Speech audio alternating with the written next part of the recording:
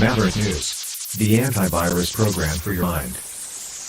And now, the Freedom Reporters.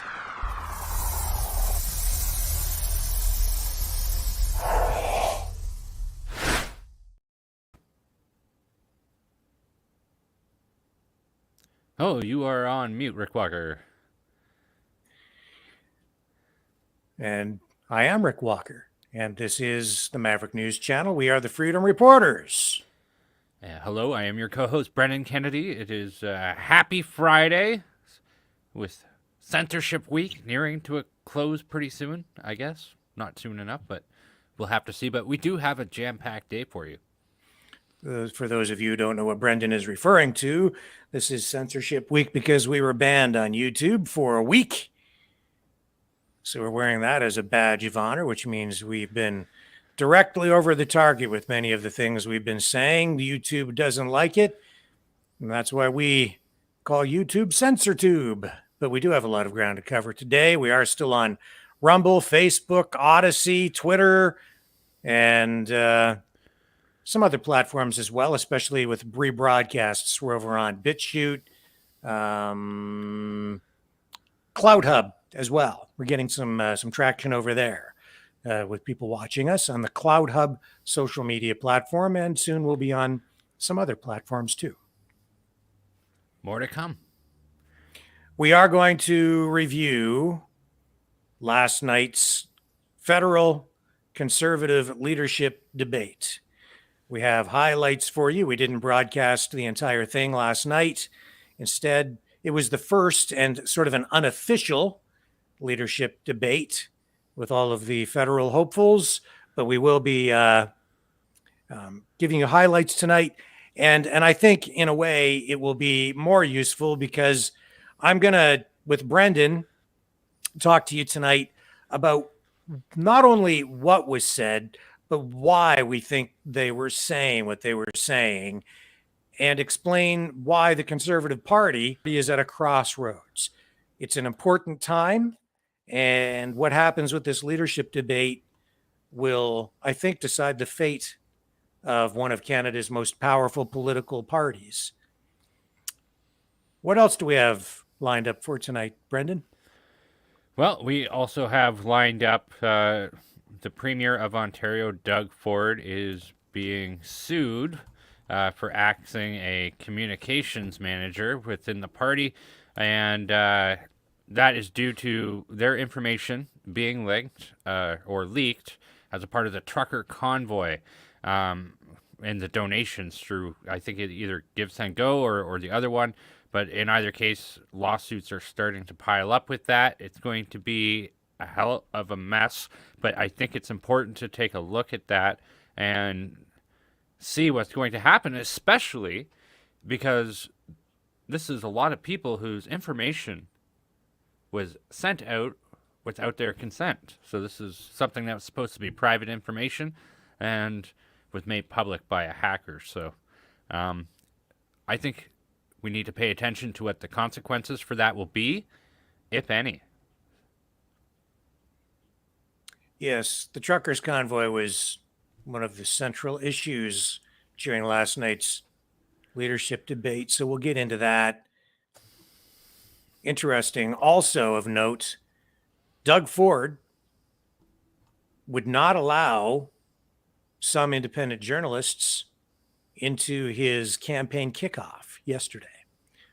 So I thought that was interesting, including some conservative media platforms. It's a very telling thing. I would think so. I can't wait to hear your opinions on that. And I have some myself. That's very strange. But not really, because we know Doug Ford's a liberal, so what are we going to say? Certainly has been acting like a liberal, yes, that's for sure. So there was also a Windsor man charged by the RCMP. The Windsor man has been charged with terrorism, so we'll deal with that briefly tonight. I can't promise that I'm going to offer any real wisdom or insight into that because I just received the information a short time ago. It's an interesting story, and I think we're going to be seeing more of this kind of thing, though. So I'll comment on that when we get to that. I've had an opportunity to delve into it a little bit myself. I think that they're going to try and crucify this guy to set an example. Yeah, I don't really know much about him at all, but I think we're going to find out a lot more. Yes, it is a developing story, so not all the details are out at this point in time, but I think it's important we talk about it too. It is, definitely. So is that about it, or do we have anything else that we were going to touch on? There was also somebody's hiking along the Bruce Trail to raise awareness of Black history, right? That's correct. So we're going to give an update on James Topp, and then we're going to talk about the Communist Broadcasting Corporation, the CBC, and their explicit biases, which the story clearly outlined. So, oh my, talk about bias, Brendan, today. In fact, just within the hour, I was out driving around, running some errands. I had to go to the post office and such. I had CBC radio on because I do like to listen to everything to figure out kind of what's going on. They had, I won't call her a reporter. I'll call her an employee of the CBC. Okay. On. She is riding on the NDP campaign bus, providing coverage, if you want to call it that, right? So they had her on talking about the kickoff of the provincial election in Ontario. Yeah. The coverage went on for probably 15 or 20 minutes. Well, that's a lot of airtime for radio. A lot. You know, they got in pretty in depth in a lot of this stuff. And the one thing I took note of was nowhere in there did they even mention the New Blue Party of Ontario or the Ontario Party. So talk about bias. Yes. Right? Big time bias. But you know who did get a mention? Who? The Green Party. Does the Green Party even have a sitting MPP in Ontario? I don't think they do they? I don't think they do either. Not at the I don't think so at the provincial level. But both the Ontario Party and the New Blue Party currently have MPPs sitting, elected, both former members of the Conservative Party who were ousted, but now are members of these other parties and represent those parties and their constituents. And yet they weren't worthy of a mention, I guess, either of those new parties or newer parties, smaller parties, granted. But the New Blue Party is running candidates in every single riding across the province. So they have a full slate. I don't even think the Liberals have that. And yet the Liberals got a whole lot of coverage. They talked a lot about them, but not one syllable, not one word about either of those two, I would say, real conservative parties. They have one Green Party seat. Okay. Mike Schreier. Well, they got mentioned.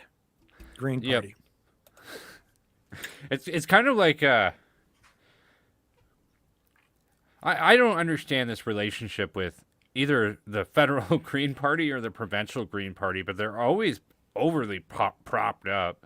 Yeah, well, they're far left wing. They're, environmentalists who want to bomb Ukraine or bomb Russia or bomb something. I don't know. They want to bomb the shit out of everything right now because, they're so concerned about the environment. So Elizabeth May is like, yeah, let's give all the arms to Ukraine so they could blow stuff up. That's good for the environment.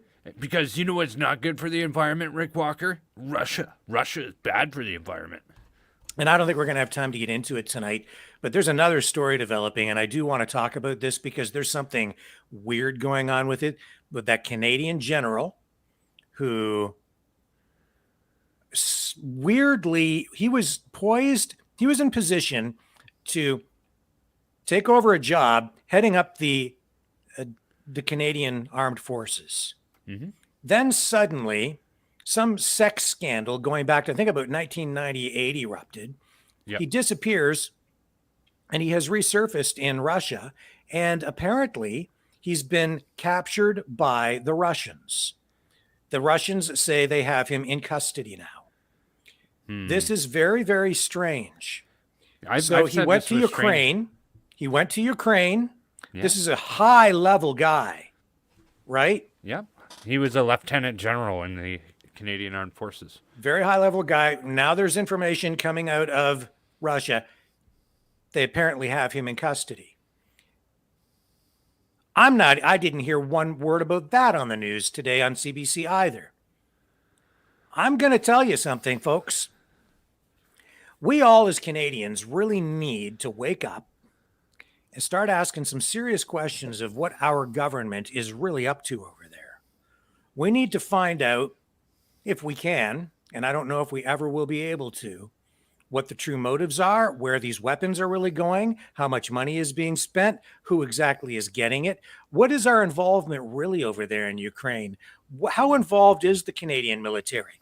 We've seen evidence, even acknowledged now in CTV news articles, that Canadian military officers engaged in training Ukrainian troops to NATO standards. We know that's a fact. It's been acknowledged even now by the mainstream media in Canada. More than that, we know that they have been training or did train Nazi battalions, including the Azov battalion in Ukraine.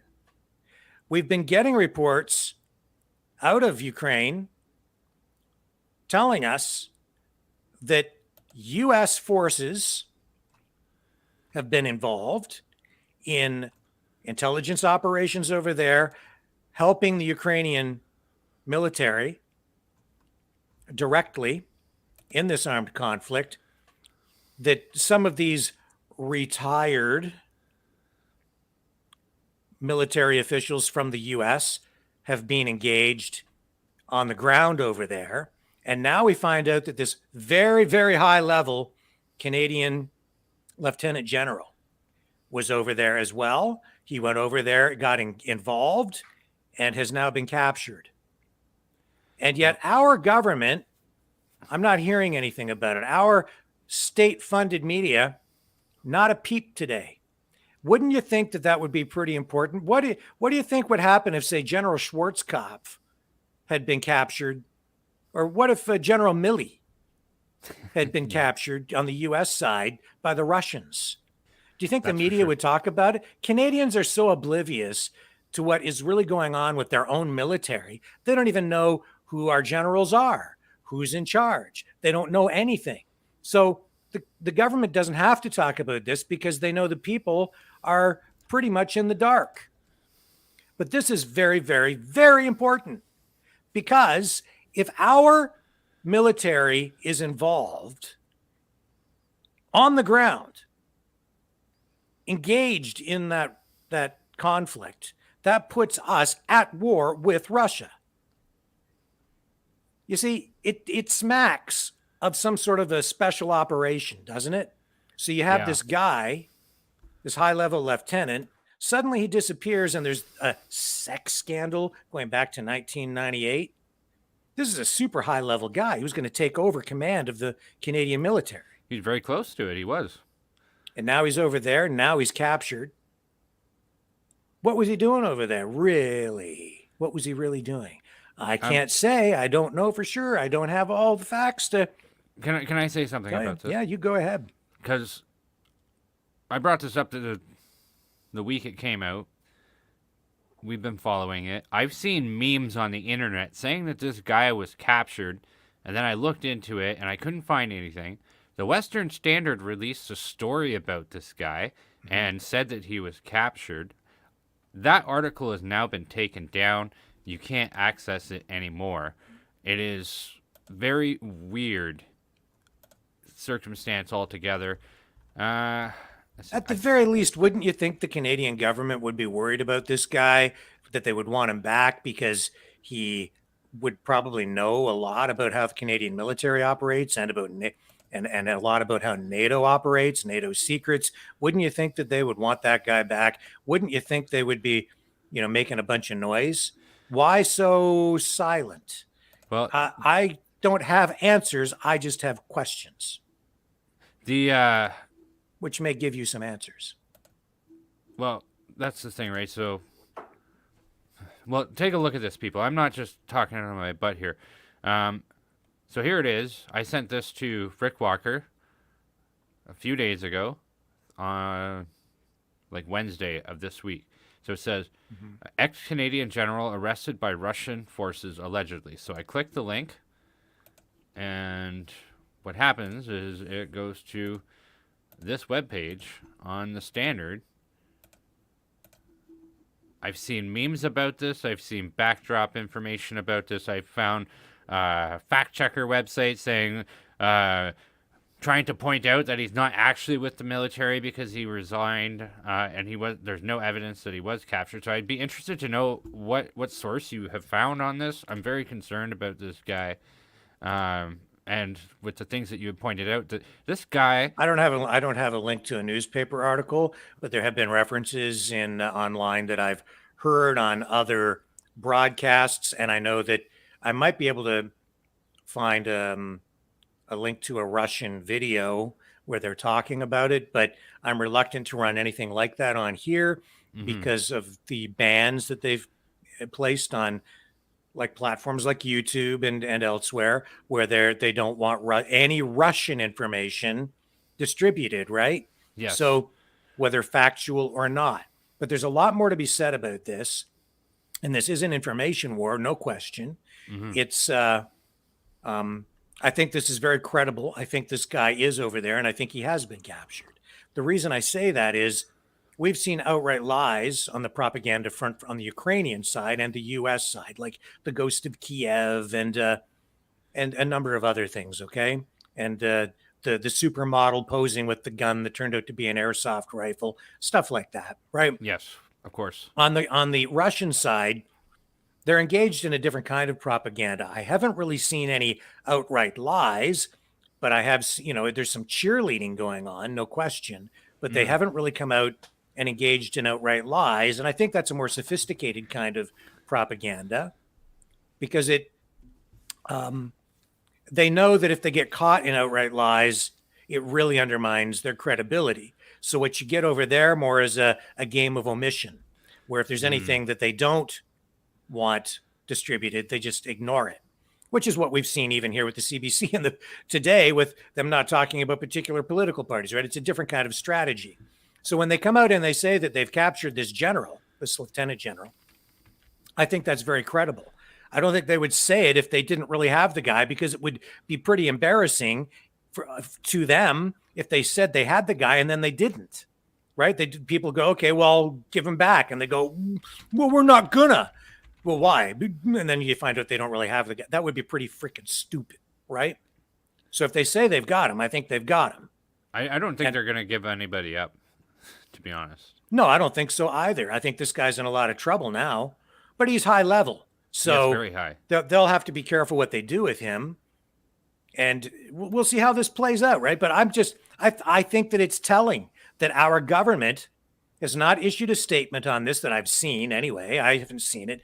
And I just, kind of clued into this again later in the day. So maybe we need to reach out to the Department of National Defense and see if they have anything more to say about it, and maybe check in with our government to see if they want to say anything about this guy. Yeah. Right. It's just such a weird story where even the Western Standard, which is a highly independent media outlet, which tends to lean conservative. See, because it's weird. It's weird that they had that article and then they took it down. And well, yeah, or at least it appears that way, right? Yeah, it appears that way. I'm just pointing out that things are weird with it, and things aren't adding link up. Moved or something, who knows? But it is weird. It is a little bit weird. The real danger here is a couple of things. We've seen U.S. officials come out within the last 24 and 48 hours with statements, certain politicians, certain bureaucrats actually acknowledging that the U.S. has been directly involved in some operations over there in Ukraine. They even admitted that they were providing some intelligence that helped sink that Russian destroyer. Mm-hmm. That's very dangerous. Oh, big time. It's more Because dangerous than people let on. yes, because if we are directly involved, then that puts us directly at war, in a hot war with Russia, which is exactly what I've been warning about and worrying about from the beginning of this conflict. This is really, really dangerous. We've never had a war ever. People need to understand this. There has never been a hot war between two nuclear superpowers before, ever. And things could easily spiral out of control to the point where we could have a nuclear conflict. This is extremely dangerous. And Canada, being a NATO member, if we were to send in Canadian troops or Canadian advisors, even, if we have anybody who is directly really connected to the Canadian military, actively involved in that war, that's an active war on Russia. Big time. We're already providing weapons. We're already providing money, so we're financing the thing. We're arming all the troops over there. We've trained the troops to NATO standards. And yet our politicians stand back and go, well, it's not us. We're not Putin. Dude, not us. Not us. We're not involved. We're just providing military weapons to a sovereign state. We can do that, but we're not really at war with you. Well, I'm sorry, but at what point do you actually become involved in the war? This is such a stupid game. The whole thing, there is no nuance here. It's kind of like, well, it's not me. Yeah, it is. Yeah. It's not us. Yes, it is. And then, well, the Canadian government so far, in the statements that they did make with I think the Ottawa Citizen, was, oh, well, he's retired now and he could do as he will. But I find it very, very strange that they let him go in the midst of an investigation. No matter how strange these sexual allegations are, it's still an investigation. I'm surprised they let him resign his commission. Right. So let's say theoretically, Brendan, that there was a war going on, and you as the and there was a government, and you wanted to send some people in there to sort of direct the whole thing, some of your high level guys, or even just one of them, to a war someplace. I'm not saying Ukraine, because I don't want to get kicked off YouTube again, or Facebook, or any other side guys. So what are you going to do? You set things up so that you kind of have an excuse. You get the guy at least publicly distanced, right? Detached. Well, how do you do that? A scandal. You fire him. You have him retire, or better yet, have him retire and have a scandal surrounding him, so that you can then say, well, not part of our team, not anymore, not one of our guys. And then the guy's free to go, right? But when you're dealing with the military, intelligence, special operations, they don't tell the public everything. They get involved in all kinds of secret things. And there's all kinds of, double speak, misinformation, disinformation, real disinformation. To run special operations, we don't really know all the things that are truly going on. But this has come to light. It raises some serious questions. And for me, the real question is, how involved really are we over there?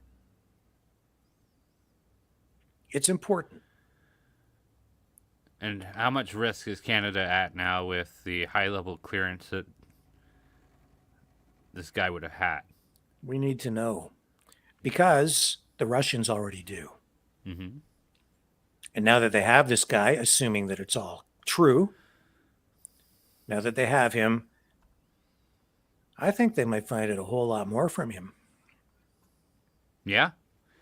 And I highly doubt Russia's going to play nice. This is kind of like capturing a knight in chess, right? It's a pretty big deal. It is a big deal. Yeah. Pretty big deal. Anyway, onward and upward. Yes, I think we'll look into more of that story soon, and try and get some critical details. Mm-hmm. Because there's that meme, like I said, has been flying. The meme I found it was over a week ago that I found it, and that you don't know where that comes from, right? So you don't. I'm saying like it's just something I'm finding that says, okay, well, I have a question. Is that true or is it not true? And if it is true, so on and so forth. And so There's also, people should be aware. There's word coming out that there could be a high-level U.S. military figure in that steel plant in Mariupol, which is why possibly they've been asking from the beginning for Putin to agree to a humanitarian effort to get people out, because they've been trying to find a way to get that guy out of there. Because again, if you have a high-level military figure, senior officer, somehow, and I'm not going to name names, but if this person is in there and hasn't been able to get out, and the Russians get a hold of him, oh my goodness. I would say so, yeah. Where's it all going to lead, man? And we're already seeing like the public statements, U.S. officials admitting that they've been directing, involved, and so on. I don't think they realize how serious this is. Or maybe they do. Like they really seem to want to go to war with Russia. I think they know full circle, and if they are involved and have made a psyop to make people think that they're not involved, we're in trouble.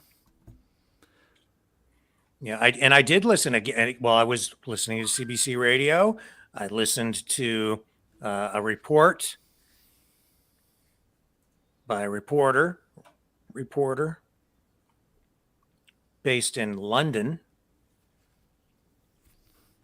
doing the update on Ukraine today. And the whole report was about Russian attack here, Russian attack there, people getting killed over here, these people escaping from the first group of people to escape from the steel plant in Mariupol. Not one word about any of the stuff we just talked about. It was all just like play by play, like sports coverage, but it was all Putin bad, attacks over here, sound of a tank firing at an unidentified target. It just surface stuff, like no real, like it doesn't really tell you anything. Yep, all it's just, yeah, the war is still going on. They're still shooting at each other. Joe Blow reporter signing off in London, which is not in Ukraine, by the way, in case anybody wanted to take note. The guy wasn't there. And I'm not there, but I see all the reports and I see a lot of information kind of flowing in here that's coming to me that they're not paying any attention to. Propaganda by omission, I would say. That's for sure. Real journalists ask questions, hard-hitting questions, real questions, especially when you have information that leads you to questions. And again, I'm not suggesting we have answers here tonight on any of this stuff, not by a long shot, but we do have a lot of serious questions. All Canadians should be asking, and I think Canadians deserve answers. And I think Americans deserve answers, because a lot of the same questions are rising to the surface on the U.S. side as well. So we all need answers, and we deserve them, because in fact, a U.S. official on television, I think it was just yesterday, referred to the United States and NATO as being at war with Russia. Said that. So and I've been saying it here, like it's not just a proxy war, really. It's sort of a proxy war, but in reality, I think we are at war with Russia because of the actions of our politicians anyway, more to come on this story. It's developing. We're going to hear a lot more about this. But right now, let's move on, Brendan. In fact, let's take a very brief break so we can get some stuff queued up here. We're going to go on and I guess talk about. Oh, also, we have David Barnwell coming on in a little while. He's a new Blue Party candidate in Ontario. Can't remember the exact riding, but it's Sarnia-Lambton, I believe. No, that's Keith Ben. Is it? Yeah. He's in the Sarnia area, though, right? Keith Well, I'm not Ben? sure. I don't want to. Don't listen to me right now. Listen to David when he comes on. He'll tell you which riding he's running in, but it is in Southern Ontario. So excited to have him on. At least we can give you some coverage on that end that you're not getting over on the mainstream media. In any case, we'll be right back right after this message and begin our analysis and commentary on last night's federal conservative leadership debate in Canada. The New World Order. Government overreach. The Great Reset. Mainstream media lies. Now more than ever, independent voices are needed. Donate now at freedomreporters.com. That's freedomreporters.com. Maverick News. The antivirus program for your mind.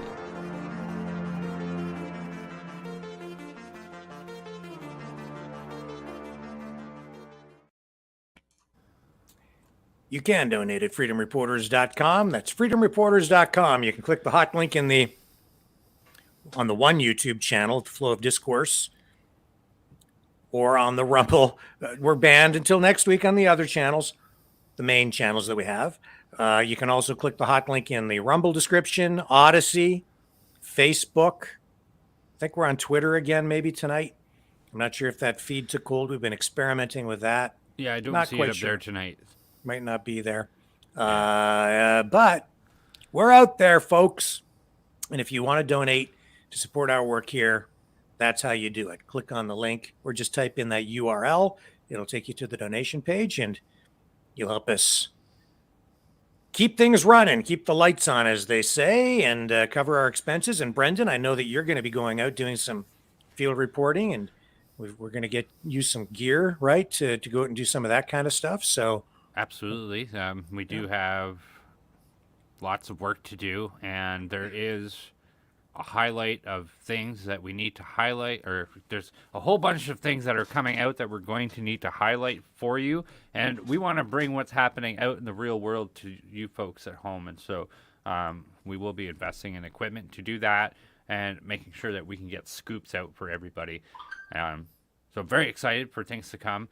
We'll not release details that I have yet, but I will be making those public pretty soon, as soon as I get. Well, my tomorrow hands on I'm going to go and I'll be out in the field because new Blue Party leader, Jim Carahalios, who's been on the program, he is going to be in our neck of the woods. So I think I'm going to make an attempt to get out to an event where he will be tomorrow. He's doing a sort of a circuit in Southern Ontario before heading up to Northern Ontario for the weekend to participate in the first all candidates debate. I think that he's going to be involved in that. Have to confirm that. I'm not sure if any of the new parties have been excluded or not, but I know there is a debate going on in Northern Ontario, so we'll see. But he's here tomorrow, so I will try to get in and provide some coverage. And of course, we do have gear for that. I've got gear, so away I go. But that's what we're going to be doing, folks. And again, if you can support us in doing that kind of work, then you can donate at freedomreporters.com. Now, what have we got going on? The leaders debate, federal conservative leadership debate. The race is on, and the hits just kept on coming last night. We have highlights for you now. And with 5 of the candidates participated, only 5 of the 6. Patrick Brown is the one candidate who chose not to attend. It is not entirely clear why. So we'd have to just speculate. There was some talk of that. I don't know why he didn't attend, so I'm not going to say too much more about it. But Patrick Brown, previous leadership hopeful for the Conservatives at the provincial level in Ontario, now running federally, mayor of, I believe it's Brampton, got caught up in a sex scandal or some weird thing where the party just kind of did a hit job on him, I think, when he was running for the leadership provincially in Ontario, and he got taken out. But he survived somehow, and he's back. But not here, not at this debate. But 5 of the 6 were. So you had Jean Charest, former Premier of Quebec, Liberal Premier of Quebec, running for the federal Conservative leadership. You have Roman Baber, who has been an anti-lockdown, anti-vaccine mandate person from the very beginning of the pandemic. He's running. Leslyn Lewis, Dr. Leslyn Lewis, Scott Aitchison.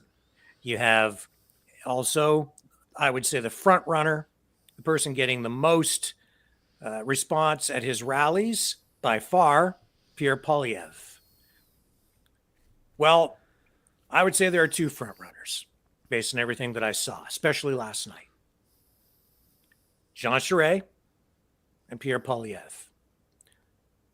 Why? Why are those 2 guys the front runners? What do they represent?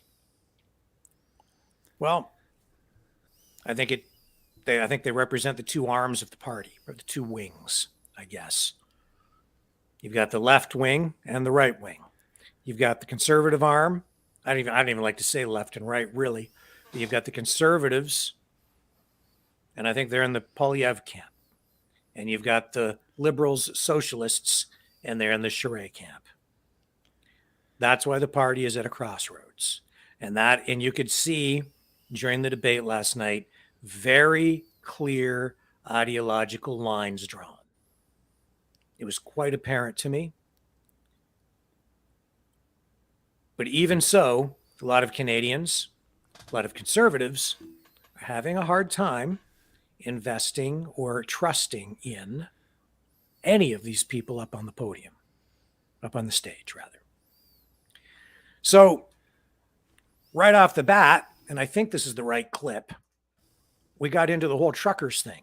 So I'm going to just roll this back a little bit, let this roll, because we get into, who supported the truckers, who didn't support the truckers. And you have to remember that Poilievre did come out, say some positive things about the truckers. And then at one point, Jean Charest, the liberal, he clearly did not like what happened with the truckers in Ottawa and the freedom protests there. And at one point said that Poilievre should be disqualified from running for the leadership. So let's let some of this stuff roll, and we'll come back to it and comment on it briefly in just a moment. Political display to win votes. This is Scott Aitchison, but we'll get into this in just a moment. What we cannot do as a party is continue with the divisive, polarizing rhetoric that Justin Trudeau has been using for 7 years. It's disgusting. It's ripping our country apart. It's why I'm running, because we need to show some respect to each other before Canadians will trust us. Thank you. Candace, we're going to move on to round 2, but there will be plenty of time for future rebuttals, I promise you. So round 2, we're going to ask each of you a personalized, direct question based on your record, based on your public service up to this point. Each of you will have 90 seconds to answer this question. And then after each of you has answered, we will give you additional time for.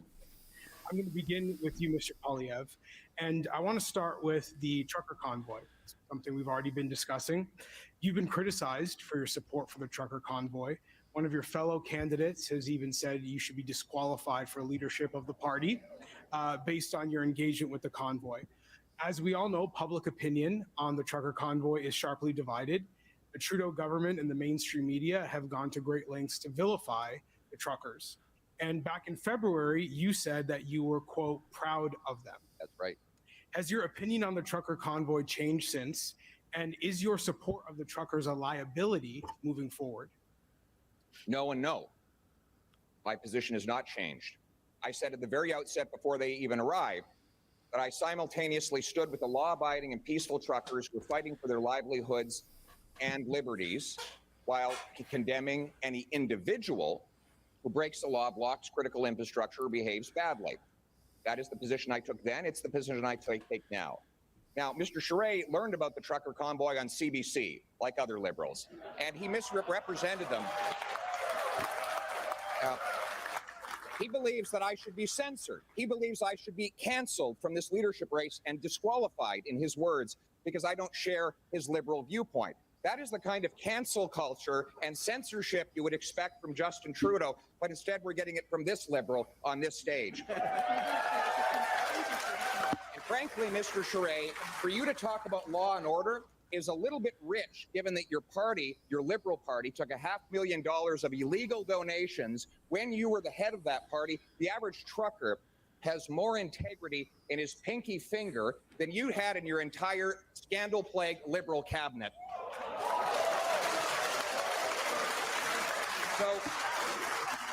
So I do stand up for the freedoms of Canadians, and I acknowledge that the working class has been demolished in this country over the last couple of years.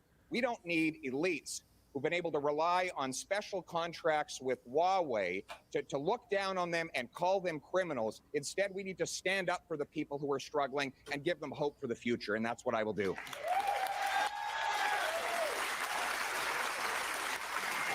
Thank you, Mr. Polyev, and there will be an opportunity for rebuttals at the end of this round. So we're going to move on to Dr. Lewis, your question.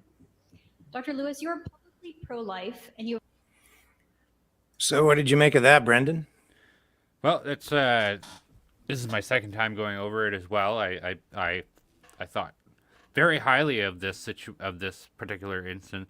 I'm kind of weirded out by the way Charest is laughing at himself every time Pierre throws a jab at him. He's like, but Pierre speaks a lot of truth that the working class is absolutely screwed in this country. They do look down on us. This is all the same stuff that we talk about on a regular basis. So it's like, sounds all right by me. And also, Charest has been involved in a lot of scandal. He definitely is somebody who looks down on people. He's not somebody who, I can't understand what his motives in politics are, and so I will never trust somebody like Charest. Seems to me that Polyev scored the most points. I think he won the debate by far. He is the best orator. He was targeting Charest because he knows Charest is nipping at his heels. He knows he's the guy he has to beat. Polyev has some other challenges, though, that we can get into in more depth as we continue our... I need to point out, Rick Walker, that John Charest, he being overly highlighted by the CBC. It seems like almost every day I've gone on their website, there's been a trending article about Jean Charest, in the sense that here's a washed up nobody. Yeah. And they're like, oh, you got to vote for this guy. They're putting him on a pedestal. Yeah. Well, I would say he's maybe not a washed up nobody. He's he is sort of a yesterday's man, though, that they've resurrected. I think they know most Canadians, especially those outside Quebec, won't really remember him prominently. He has been involved in politics for decades. He does have political power. He is, though, I think, a liberal. He is getting a disproportionate amount of attention from CBC, CTV, mainstream media, because he's their guy. They want him, or someone like him at least, but they're backing that guy up because he represents what they want. But I would say if you're a conservative, Charest is your problem. Charest and people like him, Charest and all the people around him, Charest and all the people on that side of the party are the problem with the conservatives. I say that because the Conservative Party is no longer conservative. There is a conservative arm or division, the Harper group, right? They're more on they're the conservatives. Charest is part of that. Represents the part of the party that is the O'Toole side, the liberal side, the red side. And I would suggest to people, to Canadians tonight, that represents the infiltration that I've been talking about.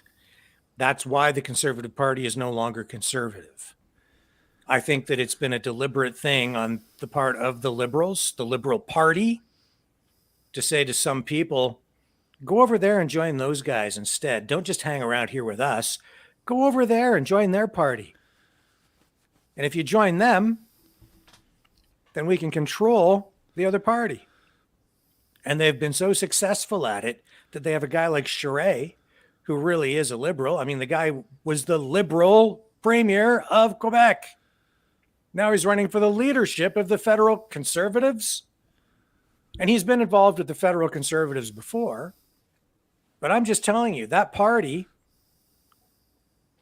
has been watered down, infiltrated, because you have actual liberals in there. And I think that their mission, their true objective, their motive for being involved in politics, Brendan, is to undermine the party. I think it's such a clear example with when we're looking at Aaron O'Toole and his track record.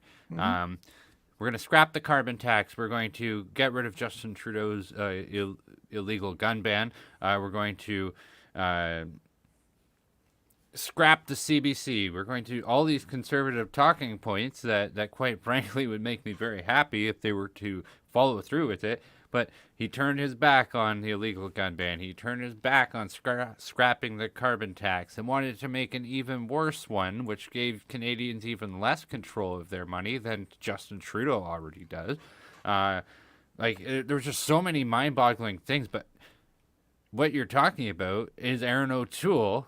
And what's the difference between Charest and O'Toole? Like, I literally don't see any. No. No. So you might, if you were to elect a conservative government, you might get a degree of additional fiscal conservatism if you have someone like Charest at the helm, just because the party as a whole, because you still have conservatives within the party, they're going to be pushing for some of that. But on the social side in particular, you're going to get this old school progressive conservative / liberal, and you end up with what people refer to as a liberal light party. And then in the end, it doesn't matter whether you elect the liberals or the conservatives. You basically end up with the same darn thing, maybe a little more of this or a little more of that. But if you have Charest winning, you just have liberal 2.0. You've got Aaron O'Toole 2.0. That's what you have. Yeah. So if that's what you like, then that's what you vote for. I'm just pointing out the obvious for those who can't see the obvious because they're too close to the forest to see the trees.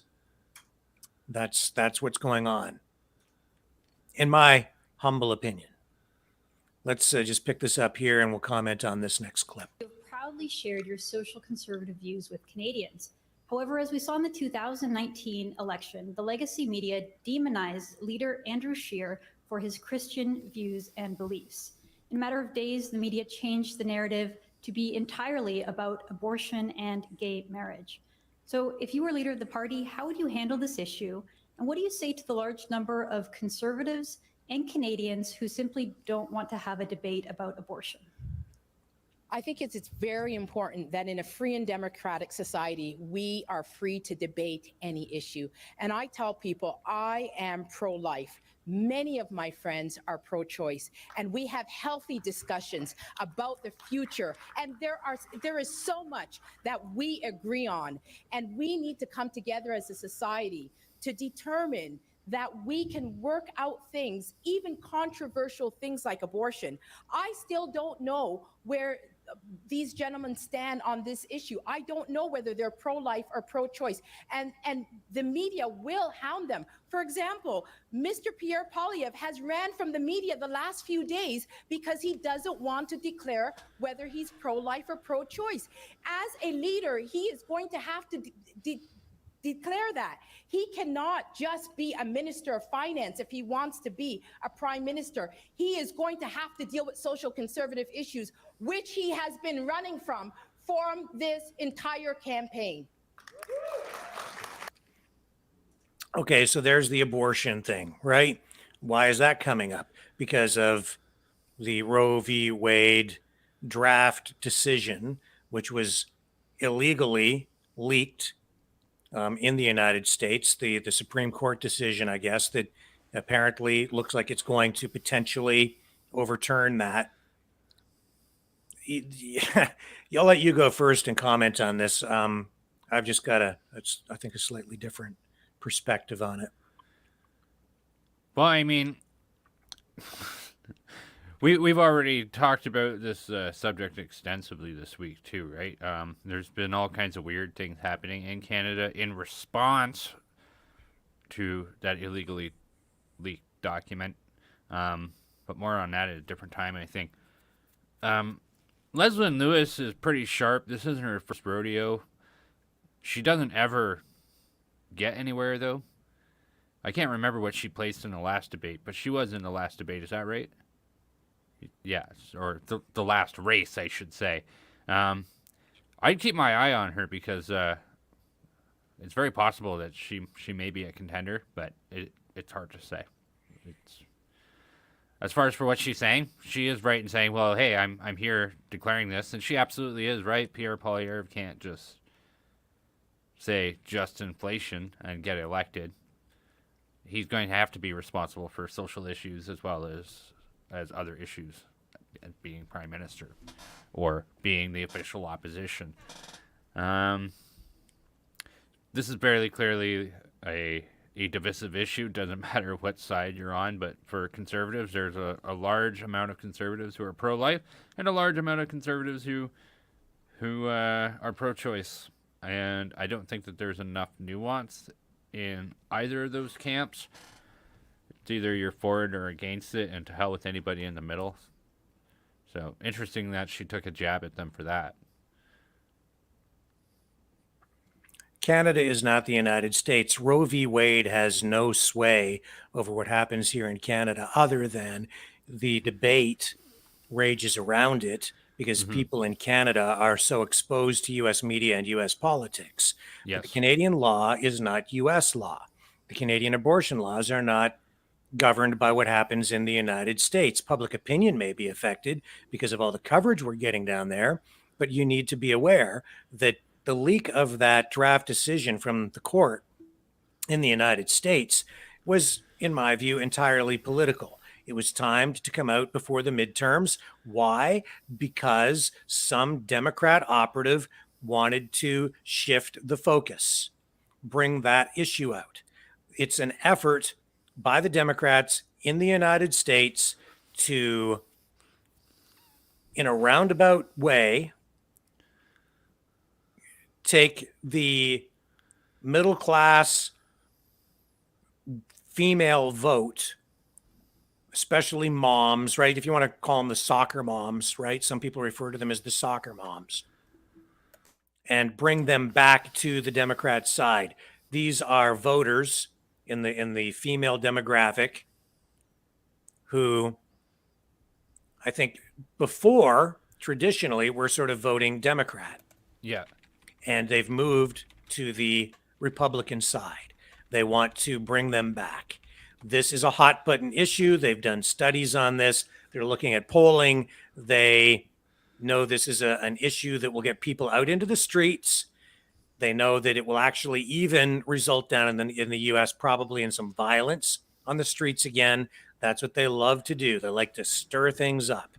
And this is just the issue to do it, especially when you have an economy that's tanking, gasoline prices that are soaring. And by the way, here in Canada today, they reached a new record high.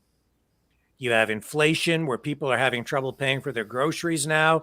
You have a war brewing over in Ukraine, which I think is also potentially being fomented by a government that is screwing up and wants to. When you have big problems on the home front, we've seen historically that presidents will go to war.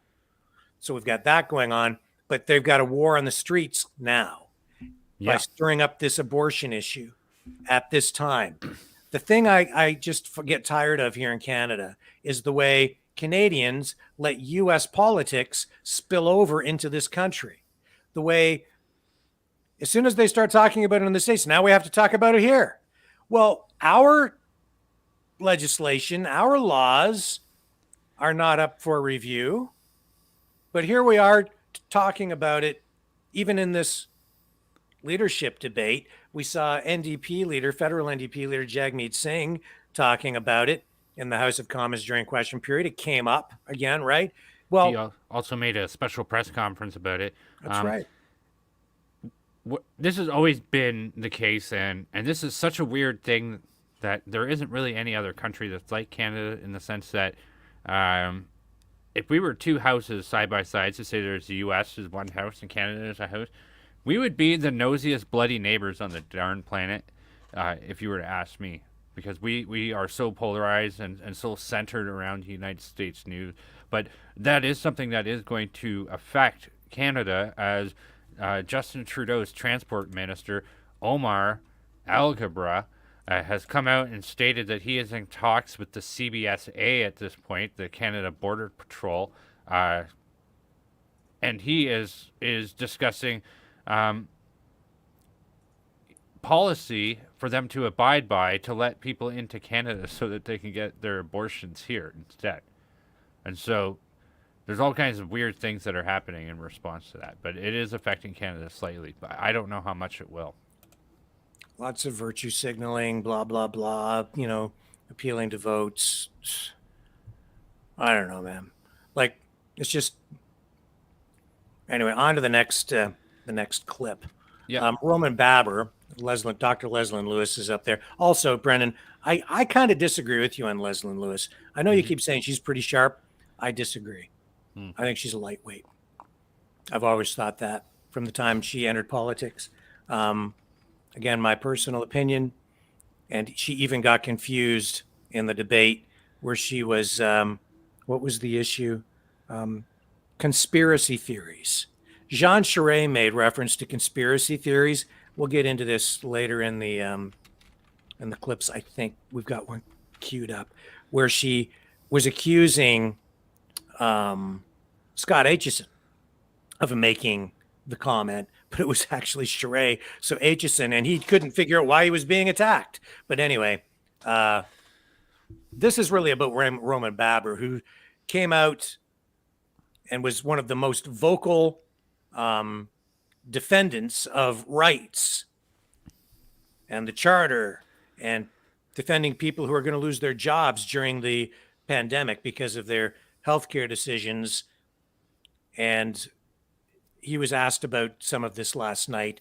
And I have to tell you, Roma Baber, I don't know that he's that charismatic, and he might not be that savvy politically like Poilievre and Charest, and he might not have big political machines behind him, but he's made it to the stage, and he has been consistent from the beginning, and it has taken incredible courage for him to stand up in the face of Doug Ford's ejection from the party and so on in Ontario, where he was sitting as a member of provincial parliament, now running federally for the leadership. But the guy's courageous. That is the mark of a true leader. He also, if you listen to him during this debate, his the way he phrases things, his command of the language is actually quite good.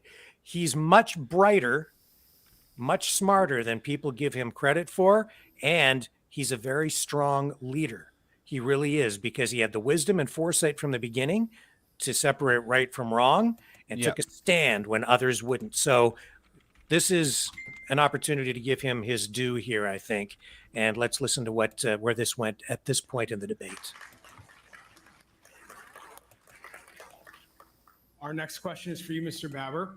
You emerged as one of the most vocal opponents of COVID-19 pandemic management policies, including lockdowns and vaccine mandates. Your positions led you to being removed from the Ontario Progressive Conservative Caucus.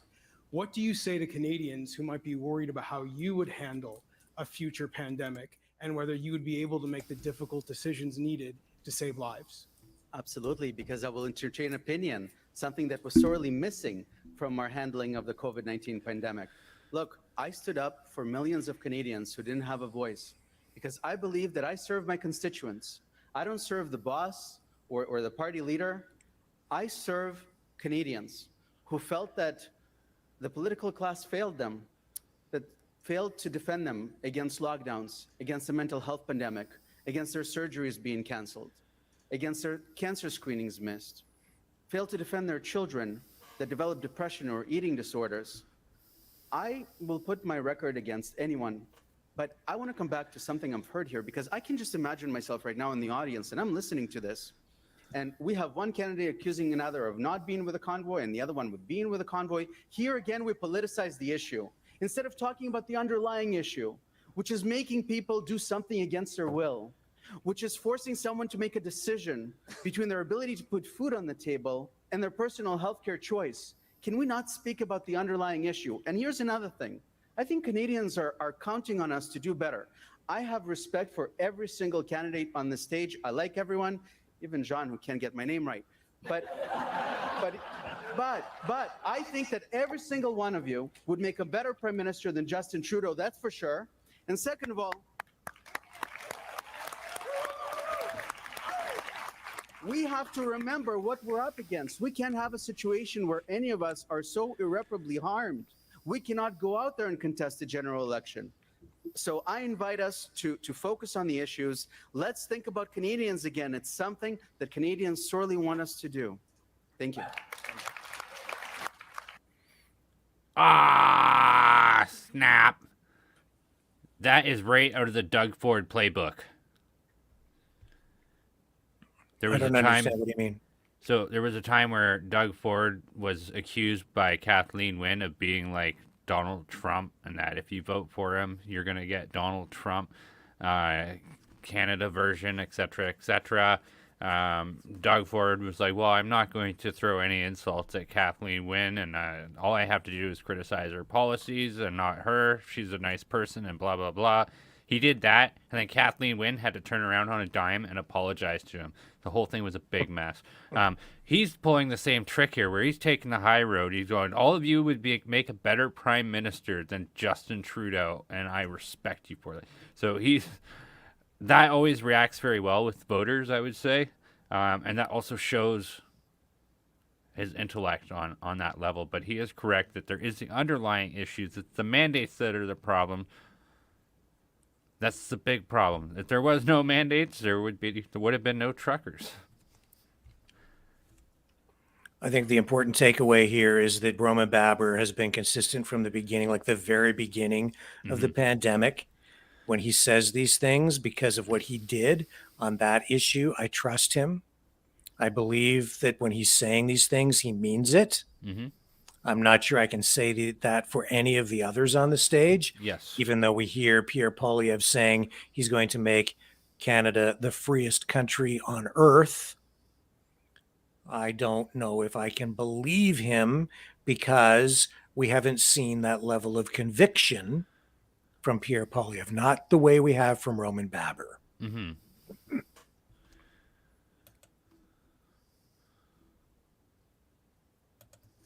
So I'd say that's the main takeaway from that exchange, from what Roman Baber said there. I get what you're saying too. Yeah, like That's the thing about Canadian politics, though, is it's a kinder, gentler kind of politics. And during leadership debates like this, he's quite correct that there's a it would be harmful to the party for these guys to get up there and draw too much blood, because it comes back to haunt you when you go up against the Liberals later. Once you select your leader, if you bloody each other up too much here, then the opposition, the Liberals will, and the NDP will use it against that leader later on, the same stuff. You see it happen all the time when you, in US politics, you saw that happen when, like, you just see it when you have all these hopefuls running to get the nomination to run as president. They beat each other up severely. And that's because the stakes are so high. You're running to be the most powerful person in the world with a nuclear arsenal at your disposal, right? You don't think people will go to extreme lengths for that, but different style of politics for sure. Yep. That's Canadian. And I'm not criticizing Roman for using that technique. In fact, I'm just pointing out that is a debate technique or a political technique that can be used. I think it's effective when done properly. Just because Doug Ford did something doesn't make it bad. I mean, it's like everybody goes to the bathroom. And just because Doug Ford goes to the bathroom doesn't make going to the bathroom a bad thing. Yeah, no, totally valid point. Totally valid. Yep. 100%. Hang on here.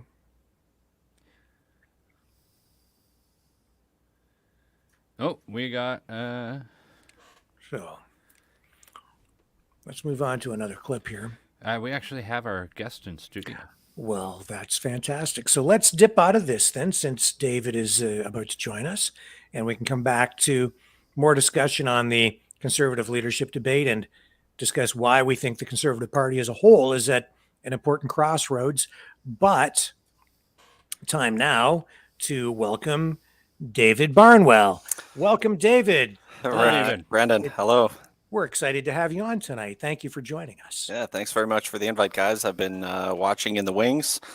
I'm liking the details and the critique of the federal leadership debate, and love the show. Been watching for a couple weeks now. Oh, that's awesome. Fantastic. First off, I know I butchered things early on because I know I didn't get the riding correct. So what riding are you running in for the New Blue Party of Ontario? There are too many candidates, too many ridings. I can't keep it all straight in my head. Yeah, Lambton, Kent, Middlesex. Okay. Yeah, I was 2/3 right, 1/3 wrong, which means I'm wrong. I'll forgive you this time. This is your local neighborhood fact checker here. Rick Walker was not completely right. He was only partially right. Excellent. No, that makes me wrong. In any event, David, thank you, again for joining us tonight. You're part of this New Blue Party of Ontario, which is truly a new party. Yes, yeah, absolutely.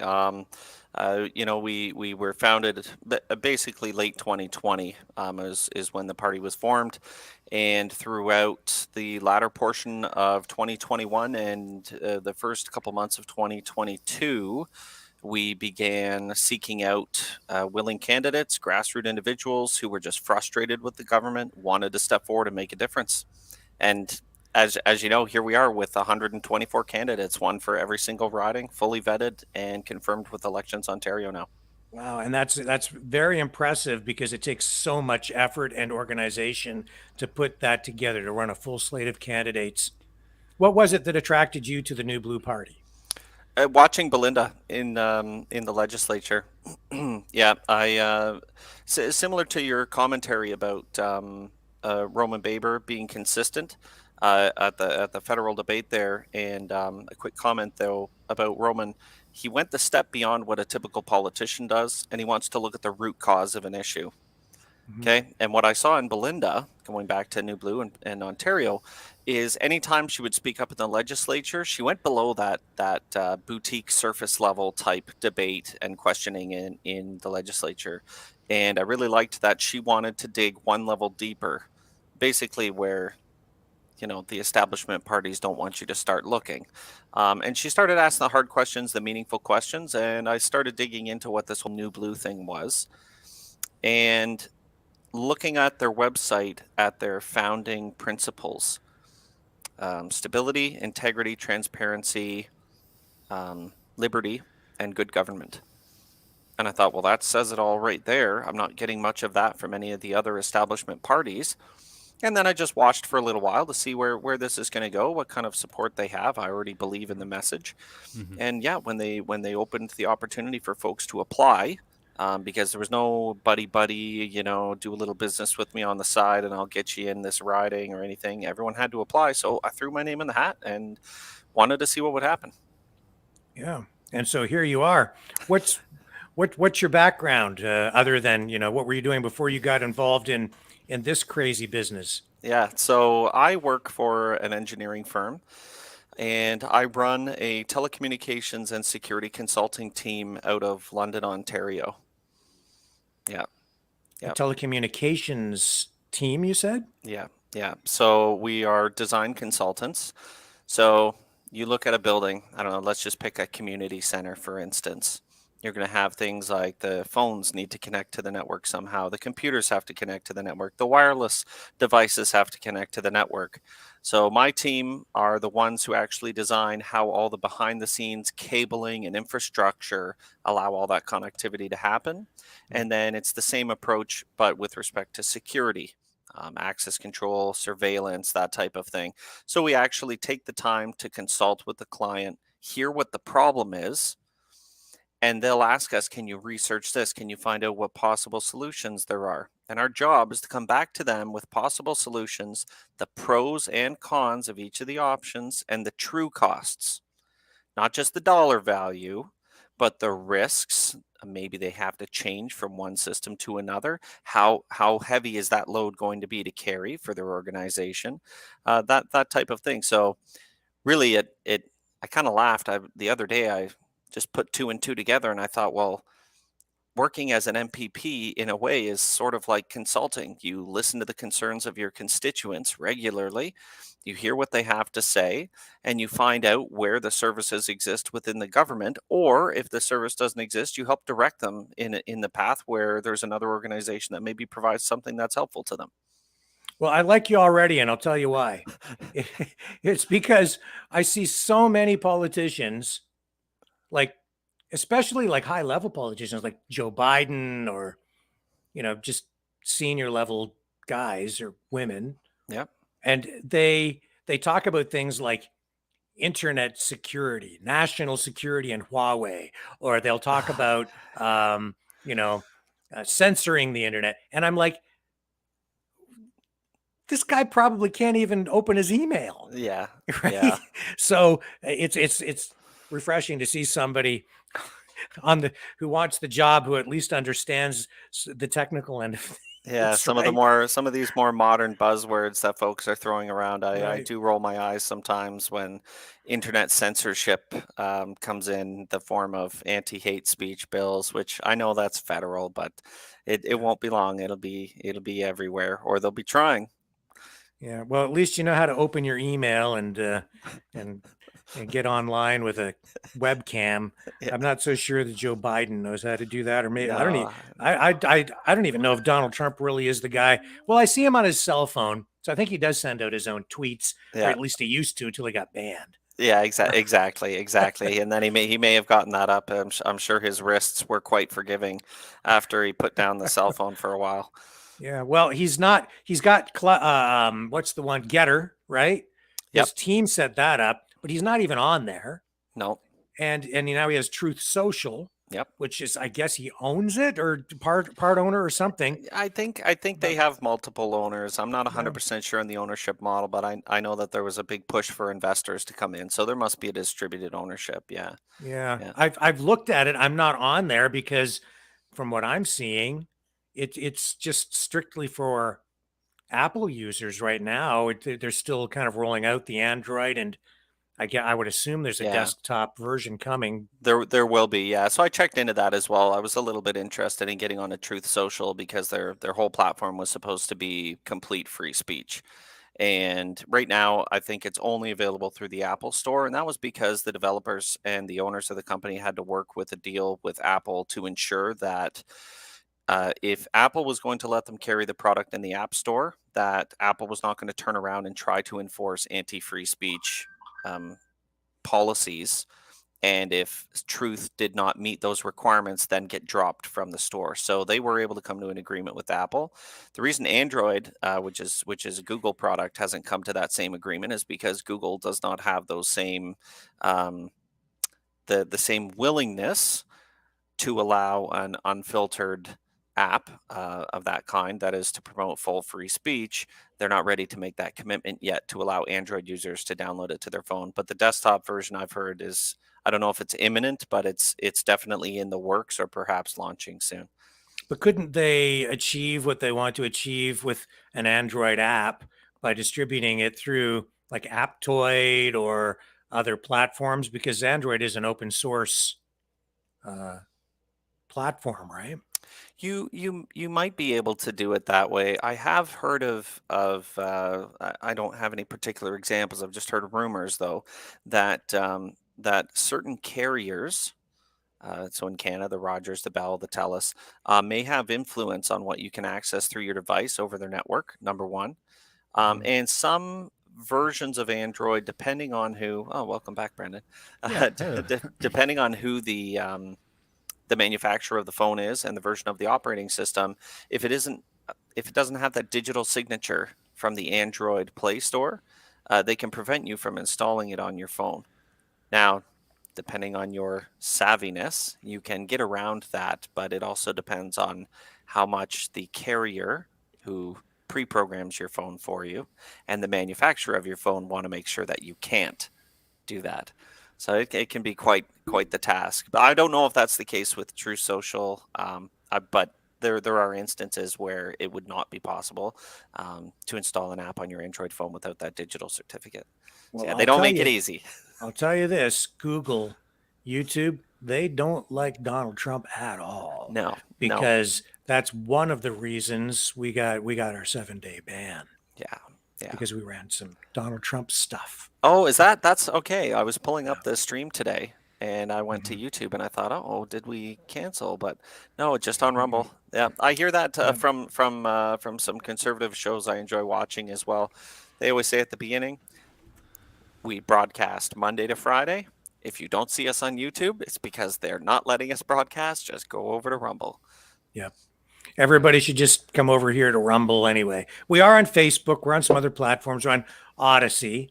There just isn't a community there yet of substantial size. Yes. Right. Yeah.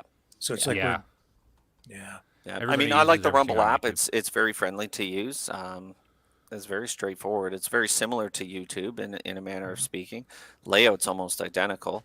So I like it because I know if I want to watch certain conservative programming that I would typically see on YouTube, I can just go to Rumble and never have to worry about whether they're not broadcasting or they're just being censored or they've been booted off like yourself. You get the 7-day ban, whatever the case might be. It's just nonsense. Yeah, YouTube is not particularly, neither is Google, particularly friendly to the conservative crowd. No, they're very far left.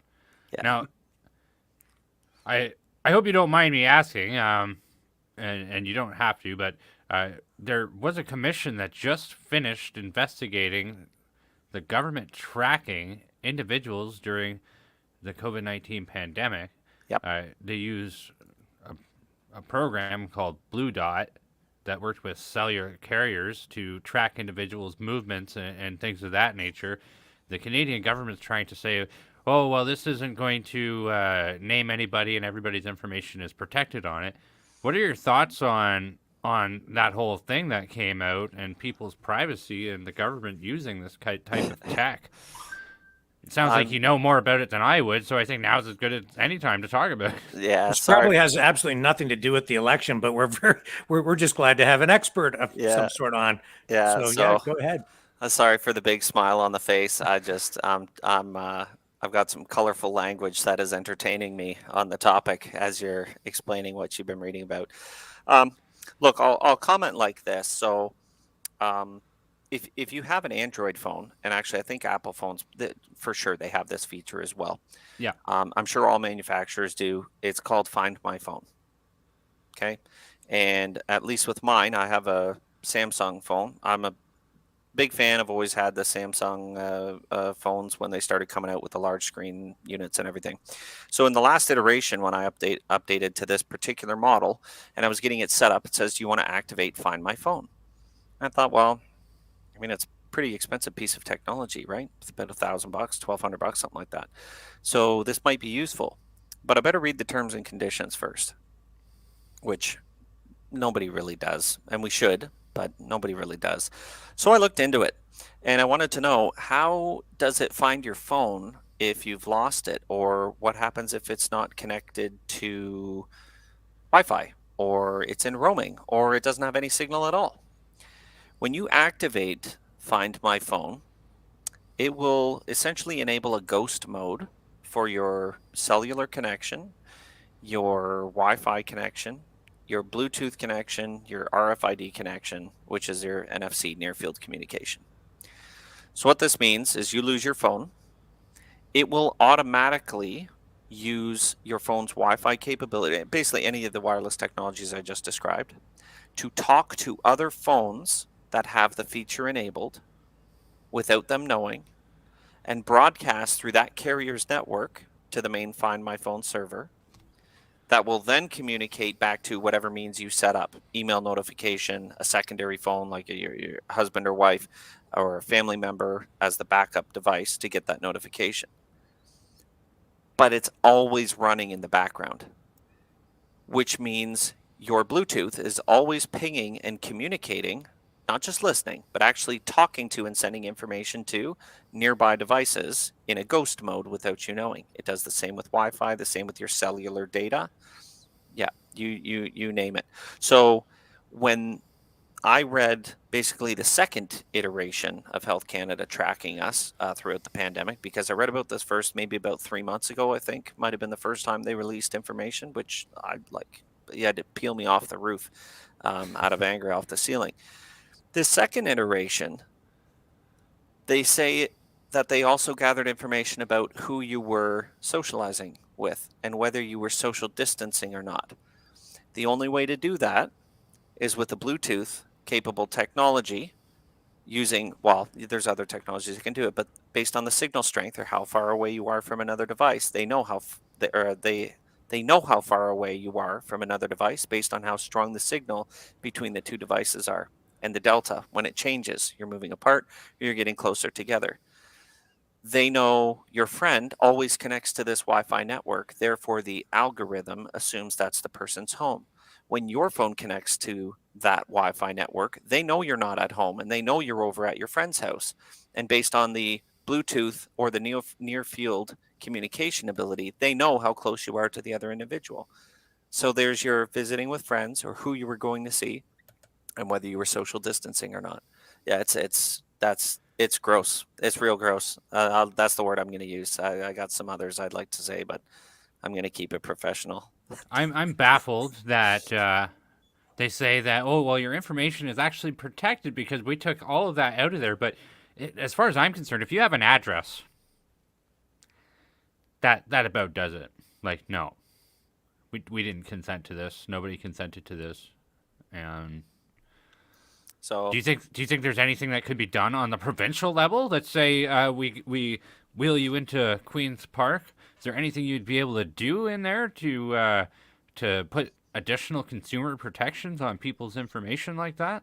I think we definitely could, and it would be in the form of an additional privacy bill or alteration of an existing bill. I'd have to do some research, and unlike most politicians, I'm not just going to make up something on the spot as if I know everything about everything. Mm-hmm. However, if one exists and if one doesn't exist, create one that essentially would act as the Ontarians' right to privacy on the internet bill, or right to privacy while using technology bill, something to that effect. And it would essentially create I'm using this as a metaphor, a firewall, as it were, that would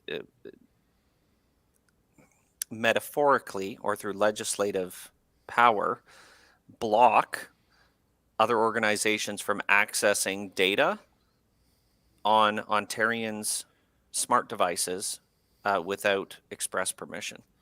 And there would be ways to do that from a technology standpoint. Those would go far beyond my level of knowledge. You'd have to get into a specialist who would be far more well versed in that type of thing. But I definitely think you could create some type of sovereignty within Ontario. We already do it at a national level. I don't know if you guys have ever heard of data sovereignty. So many organizations, you sign up for like a Facebook account. It doesn't necessarily always store your data down in the States. There's likely Facebook servers here in Canada where your data must be stored. Yeah. And things won't get stored overseas in another country on a server hard drive somewhere over there. It has to remain within Canada. Many countries around the world have adopted this. So I don't see why we couldn't do something in a similar manner, at the provincial level. Are you worried about Doug Ford's plan for a digital ID? Yep. They're kind of selling it to us as like, you should load this thing on your phone. It'll be so much easier when you go to get your thing. Instead of going to Service Ontario, you just punch this thing and it's so easy. Yeah. So here's my thought on digital ID, right? So if I'm going to have this app on my phone, right, and they come out with the 19th booster shot a year and a half from now, and my health records show that I'm behind on however many, I prefer not to disclose, and I don't think anyone should have to disclose what their status was on the jabs throughout the pandemic or beyond or ever. But when they come out with the 19th shot and your health records, which are now part of this digital ID, don't have the update from your doctor, and they disable your driver's license, and it says we'll enable your driver's license when your health record is updated with your new shot, and you wait a week and you wait 2 weeks and you get another notification that says unless you're going to a gas station within 10 kilometers of your doctor's office to get gas on the way there, you will not be able to access your bank account. And it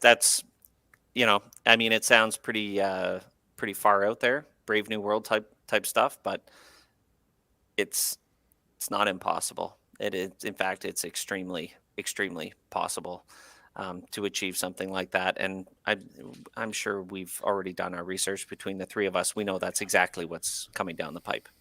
I think it's not just possible. I think it's probable. Yes. Well, I mean, if we get a really good team of New Blue Party MPPs at Queen's Park, we'll be able to push back and expose it enough that they won't be able to slide it under the table, and hopefully get a lot of people calling their non-New Blue MPPs saying, "What in the world are you doing?" Yeah, and really, it's a scary thought. This isn't an issue that is sort of at the forefront when we're listening to the media, but in reality, I think this is another election where freedom is probably the most important issue facing voters. But I don't know if people see that. But do you think it's resonating enough with people? I'd say every day that goes by, there's more people who become acutely aware that it's actually freedom and non-freedom is your choice on the ballot. I've been doing my canvassing for about maybe 2 months now. Slow to start, and then once the campaign hit, the writ was dropped earlier this week, I've been almost full-time door knocking. The answer at the doors is I'm frustrated. Why are they creating additional laws that we don't need? And I'm glad that there's another option on the ballot because I don't like any of the members of the Uniparty. And I was talking to a lady earlier this morning in Watford, which maybe you don't know where that is. It's west-ish, yeah, let's say west of where I live in the riding. And she probably mid-70s, and even she was talking about the rest of her life, which sometimes with the, elderly voters, depending on who it is, where they're from, what their typical voting was, they may say, I'm not really worried about it anymore. I've been frustrated long enough. I just don't care anymore. This lady was fired up, and she understood that it's freedom and not freedom that are the choices on the ballot. And this may be our last chance. Actually, one of my mentors getting into politics, his name was Bill. He he helped me truly understand this is probably our last kick at the can, either for a very, very long time or ever, depending on how fast the train is currently moving, metaphorically speaking. So, yeah, this could be the last kick at the can for conservatism, for common sense governance, freedom, liberty. I think we're on a bullet train. Yeah. It certainly feels like that. Yeah, I checked my watch the other day. It tells me what day of the month it is, but it doesn't tell me the year. My other one does. It said 2030, and I thought there must be something wrong with it, and I tried to turn it back to 2022, but it stayed there on 2030. I'm sure you guys know exactly what I'm referring to. Mm-hmm. It's somebody pushed the schedule up. Yep. That's. I think you're exactly right. No, we are on a bullet train, and I don't know how anybody could take a look at. So, if you look at the Ontario Digital ID website, it says what digital ID is not, and it lists all these bullet points. And it's like, why should we believe you? Like, yeah. That's so when I go to the doors and I knock on the door, I say, "Look." I don't say look. I say, "Hello, my name's David Barnwell, and I'm a frustrated taxpayer." And they usually laugh a little bit. And I give the spiel about the party, New Blue, how we were founded, conservative option on the ballot, because the rest are either two liberal parties and a really, really, really liberal party. And if they want to vote conservative, New Blue's there for their option. And then they start asking some questions. And one of the things that, of course, I just lost my train of thought, but it was, oh, why should we trust you? And one of the things, so sometimes people say, well, why should I trust you? I don't trust anyone else. And that's the problem. No one trusts their politicians. And it's so, I think the right word is disenfranchised. I think that's the right word. People in Ontario, probably around the world in many countries, are just disenfranchised in participating in the electoral process. And one thing I try to tell people is, look, there are new contenders out there, and there's fresh blood that are trying to get in. And if we don't give them a chance, then we're still stuck with career politicians or establishment or compromised politicians. Use that word cautiously, but compromised politicians. And the trustworthy ones, I feel, I say to folks, like I was telling you, I work for an engineering firm down in London. I love my job. Like, I really love my job. They've been extraordinarily supportive of me in all of my career endeavors. The frustration of what's happening with our government and just the blatant disregard and disrespect to the Ontario taxpayer, unfortunately, completely shadows my job satisfaction on a daily basis, that I can't sit back and keep the blinders on anymore. Once you expose yourself to it, there's no going back to ignorance. But like I said, and kind of back to, sorry, Brandon, back to your trust thing, it's like, why should we trust, like you're saying, it isn't all these things. Why should we trust them? You're right. We shouldn't, because they've displayed to us and demonstrated time and time again either broken promises, the non sequitur, that's a big one for me. They never answer questions, or they answer the question you didn't ask them, or criticize you for asking the question so that they don't have to.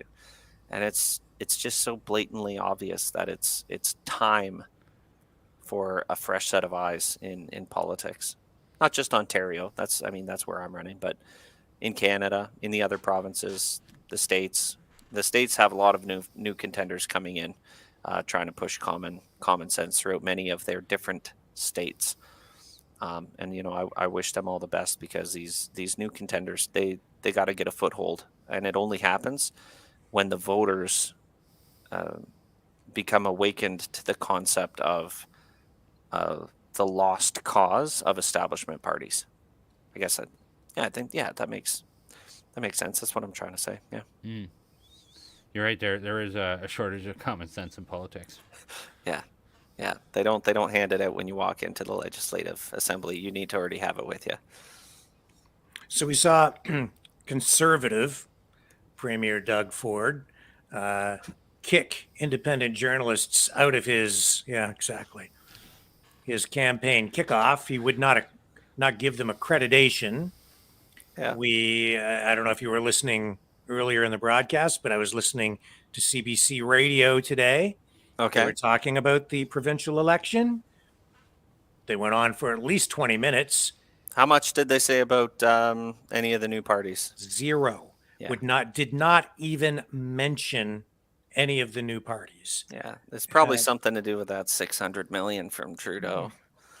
So the question is, how do you deal with that? How do you get your message out when, I mean, I guess you come on here, Yeah. but we're not even up to full strength. We're still banned.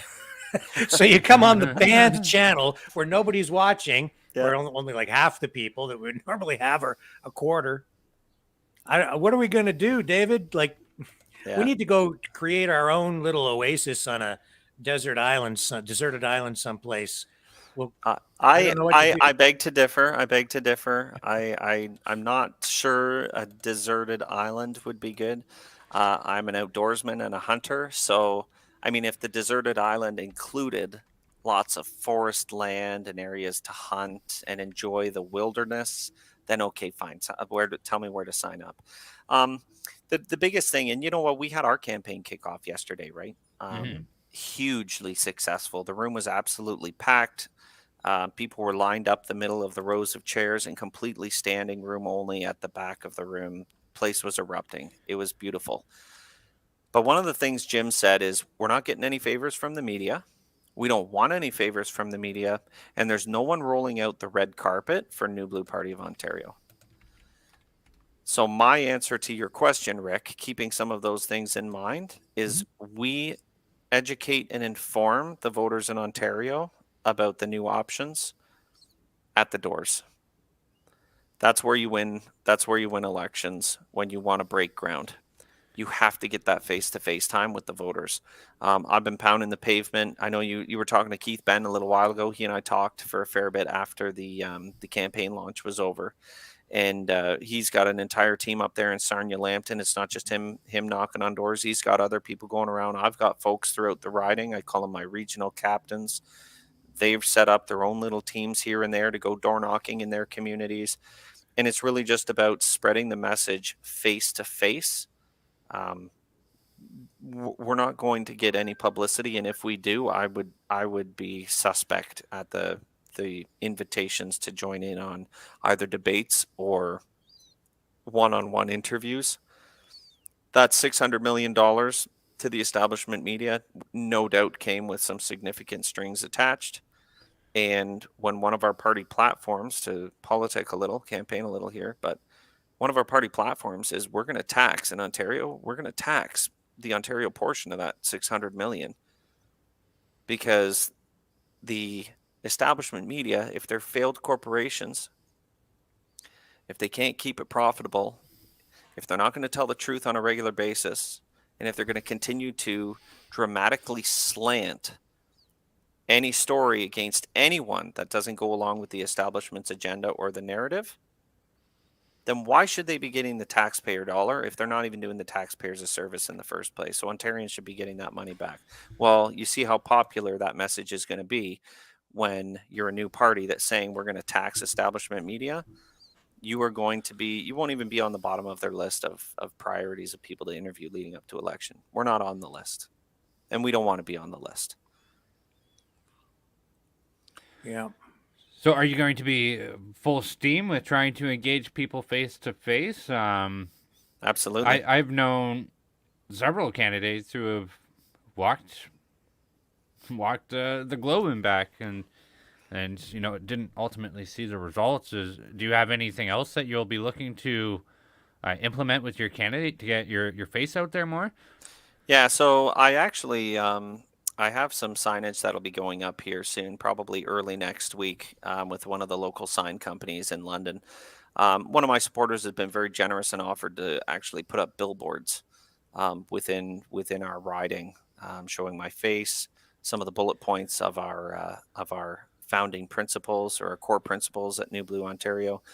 And I think the more folks get recognition with the brand, the more they get recognition with your name, and those founding principles that I listed earlier, I think they're going to resonate with a lot of individuals because you see them enough, you start to think, wait, is this even something that the other parties are trying to offer, or do they even claim to uphold any of these values?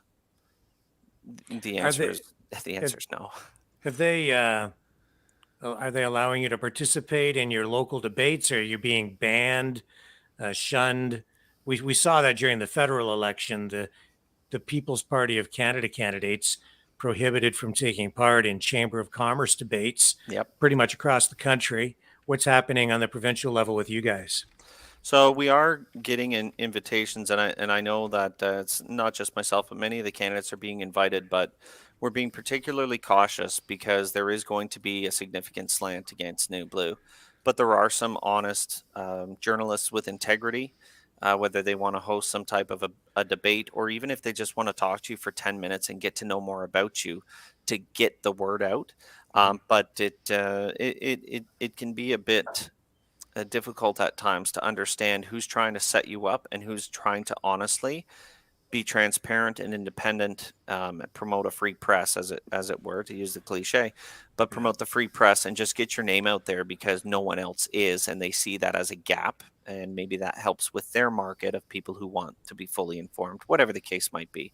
So a little cautious myself, participating in some events. I know there's some agricultural events that are coming up, and I have a deep respect for the farming community in Canada and in Ontario, especially within my riding. There's some of the best people I've ever met in my life, and if there's concerns that they have to share from a provincial perspective or anything really, I'm always willing to make the time to hear what they have to say. And sometimes that means looking at participating in either some of the all candidates meetings, because they're not always a debate, and then exploring the possibilities or the risks involved in a debate when you know full well it's a potential for sabotage, I suppose might be the right word. Yep. Yeah. Have to be particularly cautious. Mm-hmm. Mm-hmm. Which is unfortunate. It'd be great to just have an open discussion like this.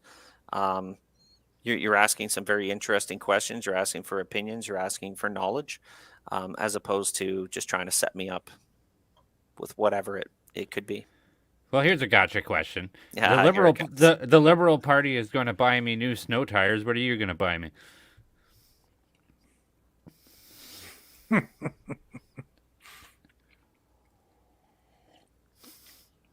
That's a great public speaking tip, by the way, for anyone who is just getting into public speaking. If you ever need that extra moment to think, just take a drink of water. I actually need it because I've been talking to people at the doors all day. What I'm going to buy you is not going to actually be an actual transaction in nature. I won't be buying you anything. What I'll be bringing you is your own liberty. I'll be giving you back your own freedom that never should have been taken from you in the first place. And what I'm going to bring to you is a non sequitur, an anti-non sequitur personality at Queen's Park. That is my biggest pet peeve with politicians. It doesn't matter if it's in the Legislative Assembly. It doesn't matter if it's in front of a news camera or if it's in front of a few people that pull out their smartphone. Oh, hey, can we talk to you? Get a picture. I just want to ask you a question. They don't answer questions. That shows a lack of integrity or perhaps overarching control over who they are as a representative. And I refuse to fall into that category. I refuse to be a non sequitur. So that's not what I buy you, but that's what I bring you.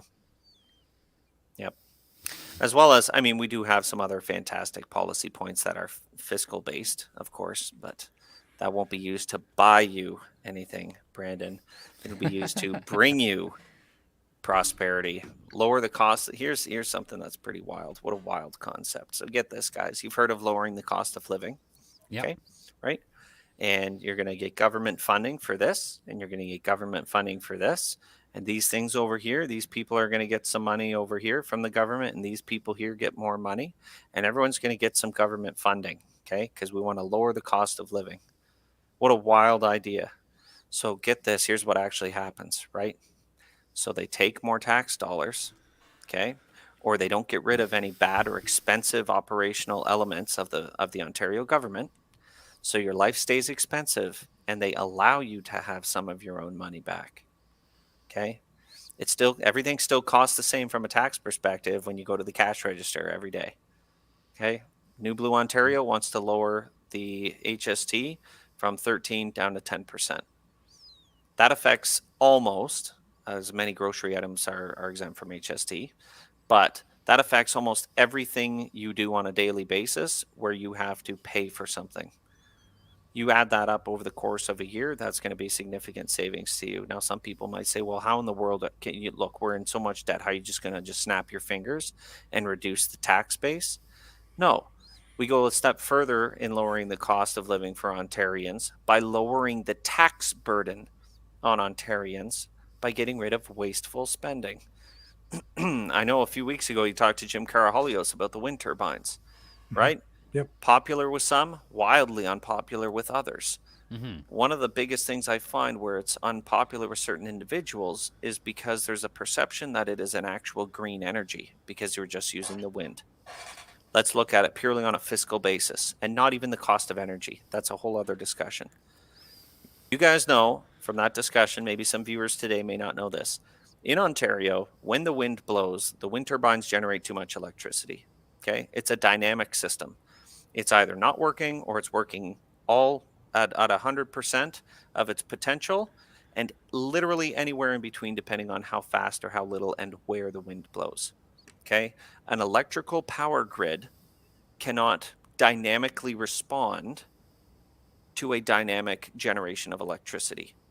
Not in certain ways that smaller systems can. I'm not going to get too nerdy on you here. Sorry. When they produce more electricity than we actually need, which is quite a significant amount of time, especially in the spring and fall when energy demand is lower, okay, but the wind blows a lot, we, you, the three of us here, have to pay through our tax dollars to offload that energy to Michigan State, I'm pretty sure New York State, and Quebec. Okay, we actually have to pay them. We sell it at a loss. So in other words, we're paying them to take the electricity. That cost is upwards of $750 million to $1 billion a year in waste. Poof. The money is gone. And to add insult to injury, when the wind turbines came in, we didn't even need them for energy production in the first place. It was a feel-good project, shrouded all of the controversial elements of wind energy, which make it a very bad deal for Ontario, were completely shrouded and hidden until it was too late. Or some individuals want you to think it's too late, till New Blue gets to Queen's Park, and we're going to be getting rid of that, getting rid of the wind turbines. Mm-hmm. It's tough. It's going to cost a lot of money to do, or it might not. Jim had some interesting ideas that he was talking about in your interview on how those contracts cannot necessarily be carried over between multiple governments. Right. And even if you still had to provide restorative services or a buyout to the farmers, you would still be less than the equivalent of $750 million to $1 billion a year in wasted spending. You lower the tax burden on Ontarians, you can lower the cost of living. Lower the cost of living by letting the people keep their money. That's your wild idea for today. Well, yeah, the whole energy thing is just a big mess. Yeah, it is. It's not good on the solar side either. No. And that's a whole other element to tackle. But first and foremost, the focus needs to be on the wind turbines. I just heard from somebody else that there's actually a plan. Brandon, you said you're the fact checker in today's meeting. I heard. Okay, needs to only be on verified. Rick Walker. Put it on Rick Walker. Yeah, another 700 wind turbines are planned or being explored as a possibility for the Ottawa area. Someone was just telling me that at a meet and greet I had down in the Chatham area, the part of Chatham that's in my riding. Were just telling me that I think they said 700 windmills anticipated. Yeah. And Jim just alluded to that. Actually, Jim just alluded to that yesterday in his speech at the campaign launch as well. So this must hold water. Let me know if you're finding anything in your search there, Brendan. Well, I found a website called Ottawa Wind Concerns. a safe environment for everybody, it seems like they are lobbying against these. But that's all I found so far. So I'm going to do some quick math here, right? So there is what? There's 27 wind Yeah, turbines. it's true. 2,700 wind turbines in Ontario. Yep. Okay. They want to add 700. That's going to put us at 3,400. Okay. We're going to divide by 2,700. So that's going to be 26%. Let's just call it 25% because it's an easy number to work with. Okay. 25% increase in the quantity of wind turbines. Okay. So get this, right? So right now, let's go on the low end. The low end. We got $750 million wasted by paying other places to take our excess energy. And we're going to increase that by 25%. It may not necessarily be scalar because southwestern Ontario, where the majority of wind turbines exist, has a different geology and different weather patterns than up near Ottawa, but still, just roll with it. We're now going to go from 750 million on the low end to 937 million on the low end with an additional 700 wind turbines, or 1.25 billion on the higher end of the spectrum. I've just wasted money. Poof, gone. Yeah. And I'm on a rant now, so I'll say one more thing, and then I'm going to let you run your show. But you know the New Blue keeps trying to kick Rick Walker out of his hosting. Holy shit. So here's the thing, and I'm being a bad guest because I keep talking. No, you're fine. Last topic on the turbines. You know good. the dumbest thing, and I know I'm losing the professional edge here because I'm getting fired up. Thanks a lot, Rick. But the dumbest thing about wind energy is when the wind doesn't blow, some of the first plants to ramp up their energy is natural gas. So when the wind turbines aren't running, we use a fossil fuel based energy generation system. So part of this green energy, which isn't green whatsoever, has to use a non-green energy as they would call it, right? It doesn't add up. You're not supposed to talk about it. The establishment parties are too scared to tackle it. My incumbent in my riding, he tried to go up against Goliath, made a little bit of progress. I think what happened was the polls were looking really bad. He was told to back off and never carried through with it. Well, I have an idea to make some money for the province. We could take all of our wind turbines and we could sell them to Joe Biden for his Green New Deal, and they could wind turbine themselves to death. It'd be great. I love it. So hang on a sec. I want to write this down. Which riding are you running in, Brennan? Because I like that idea. Oh, I'm not running anything. Just a co-host position here on the show. So yeah, very impressive. So give us a bit of a rundown on the other elements in your platform. Sure. One thing that resonated with me big time was renewing political accountability. I think many people are becoming more familiar with this whole per vote taxpayer subsidy. Depending on how many votes a political party got in the previous election equals how much money they get, either paid out annually or across the 4 years of the term. Since it's implemented, I think that's added up to something like $100 million in our money getting paid out to political parties, not the government, not the tax base, not the debt, but the actual political but the actual political parties themselves. They use this to work with the lobbyists behind closed doors. They use this to fund their advertising, smear campaigns, whatever they want to spend their money on. There's no strings attached. Which also means which also means that there is an incentive for them to continue using this money. Doug Ford also increased, I think, by 40% when he said he was going to scrap it. We would like to end the per vote taxpayer subsidy because it is not benefiting Ontarians by any means, and it also prevents or makes certainly difficult for new contenders to enter into the political arena in Ontario, because the other parties start with a massive war chest of funds. New parties have to start with absolutely nothing. Should be a level playing field, in my opinion.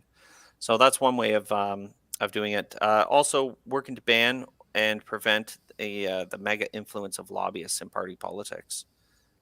What's the point of running if you get in and then you're being told by your party that this other organization that is a large supporter of us wants us to do the thing, so you now have to push to do the thing? That just takes you away from the point of listening to your constituents and doing what you're supposed to do. Yeah, that's very frustrating. I talked about lowering the HST 13 to 10. I said about lowering the tax burden on Ontarians, lowering the cost of living, and this one actually equated to growing the GDP by 5% annually. That was taking down the wind turbines. If you can lower the cost of government and raise the economic prosperity, we can raise the GDP. You know what? I don't have them all memorized, which that's. Well, I'd like to ask you about. Well, it please. was Bill 100. Now it's the law. It's the Keep Ontario Open Act. Yep. It's this legislation about, that gives unprecedented powers to police to arrest people if they say that they're blocking infrastructure of any kind. It's really aimed at protesters. What's your view on this new law? I feel it's really just an anti-protest law, and it kind of makes me a little nervous because you have talks of digital ID.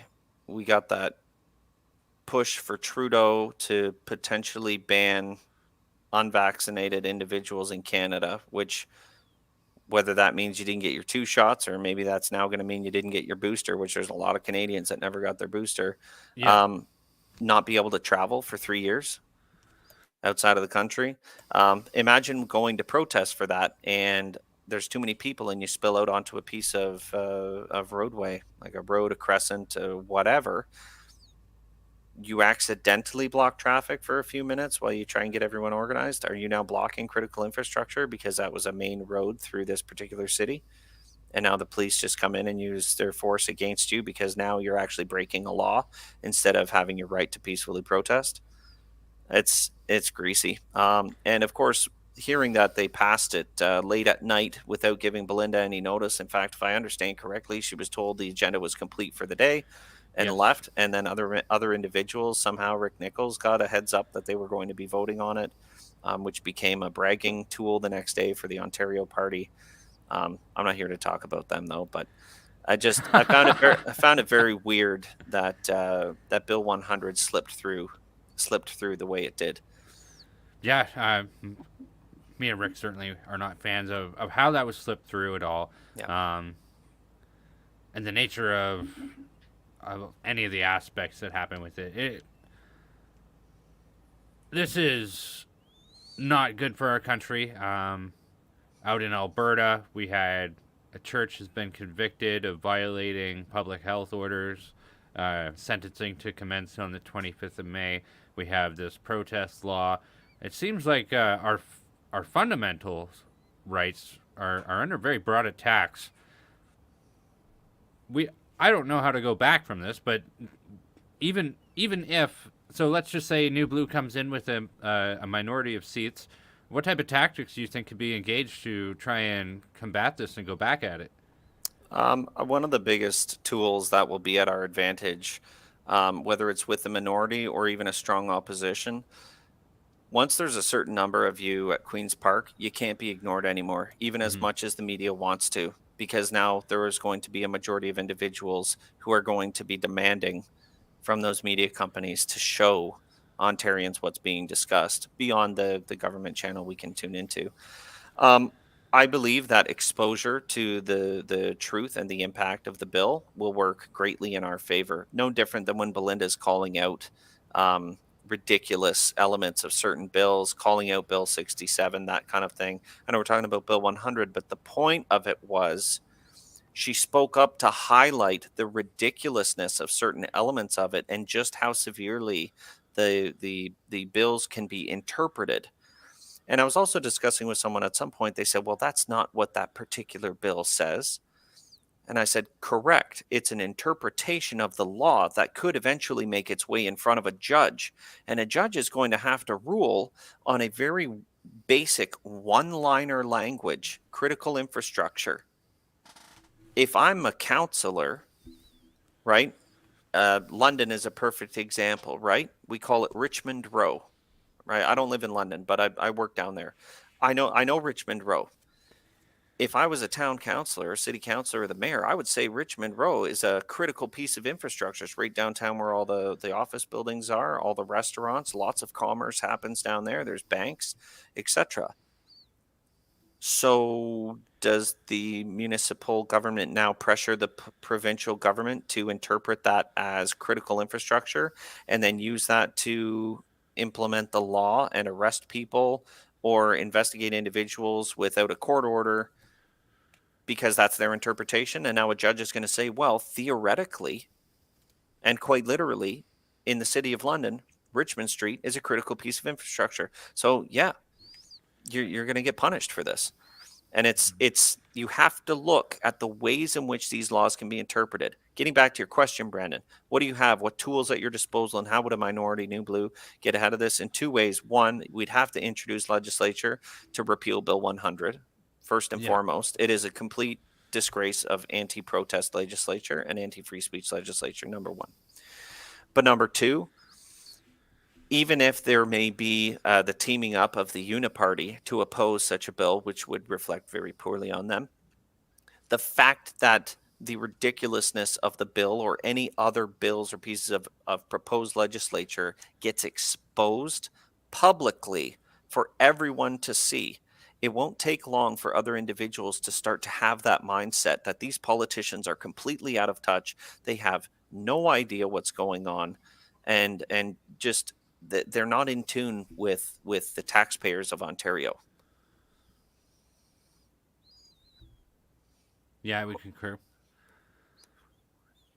I don't understand this question. Am I missing something here from Alicia? I'm not sure. Question. Your party said they wouldn't work you. They stayed you would work with them. So what is what? Yeah, I don't understand. I have no idea what that means. I'm not sure. It must be typos. I don't know. Somebody had a good question there that's as dumb as ticketing construction workers for blocking the roads they're working on. Yeah, wouldn't that be nice? Honestly, you know, I wouldn't be surprised if something like that happened. I really wouldn't. No, nothing. And it sounds so far-fetched, but honestly, guys, like with the ridiculous, and I watched your coverage of the Rolling Thunder protest. I don't know if they call themselves a convoy, whatever the case was, and everything was looking just fine, and it started escalating quickly, and I just have to think, you know, how much of that was an intentional effort? Who was there pulling the strings? Who was there trying to increase the tension? Construction workers getting ticketed for blocking the critical infrastructure they're working on. It's funny.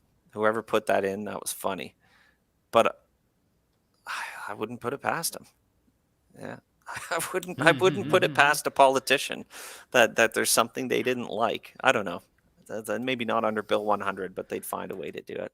So what's your overall view on the Freedom Convoy that we saw, you know, the demonstrations in Ottawa, the first round, and then now round two with the Rolling Thunder rally, I guess, to pay tribute to veterans. And then there were actually like kind of three different groups over a freedom weekend. We had Veterans for Freedom, and then there was another group as well that held events down there over the course of the weekend. What's your view on all of it? Because, you know, as we're seeing with the federal leadership debate, it's like, well, you didn't support the truckers enough. Yeah, well, that was an illegal blockade, so you're a dodo head, and I don't like you, goofball, right? So I mean, it's like, and then Roman came in and said, why aren't you looking at the actual root cause of the issue, which is government overreach?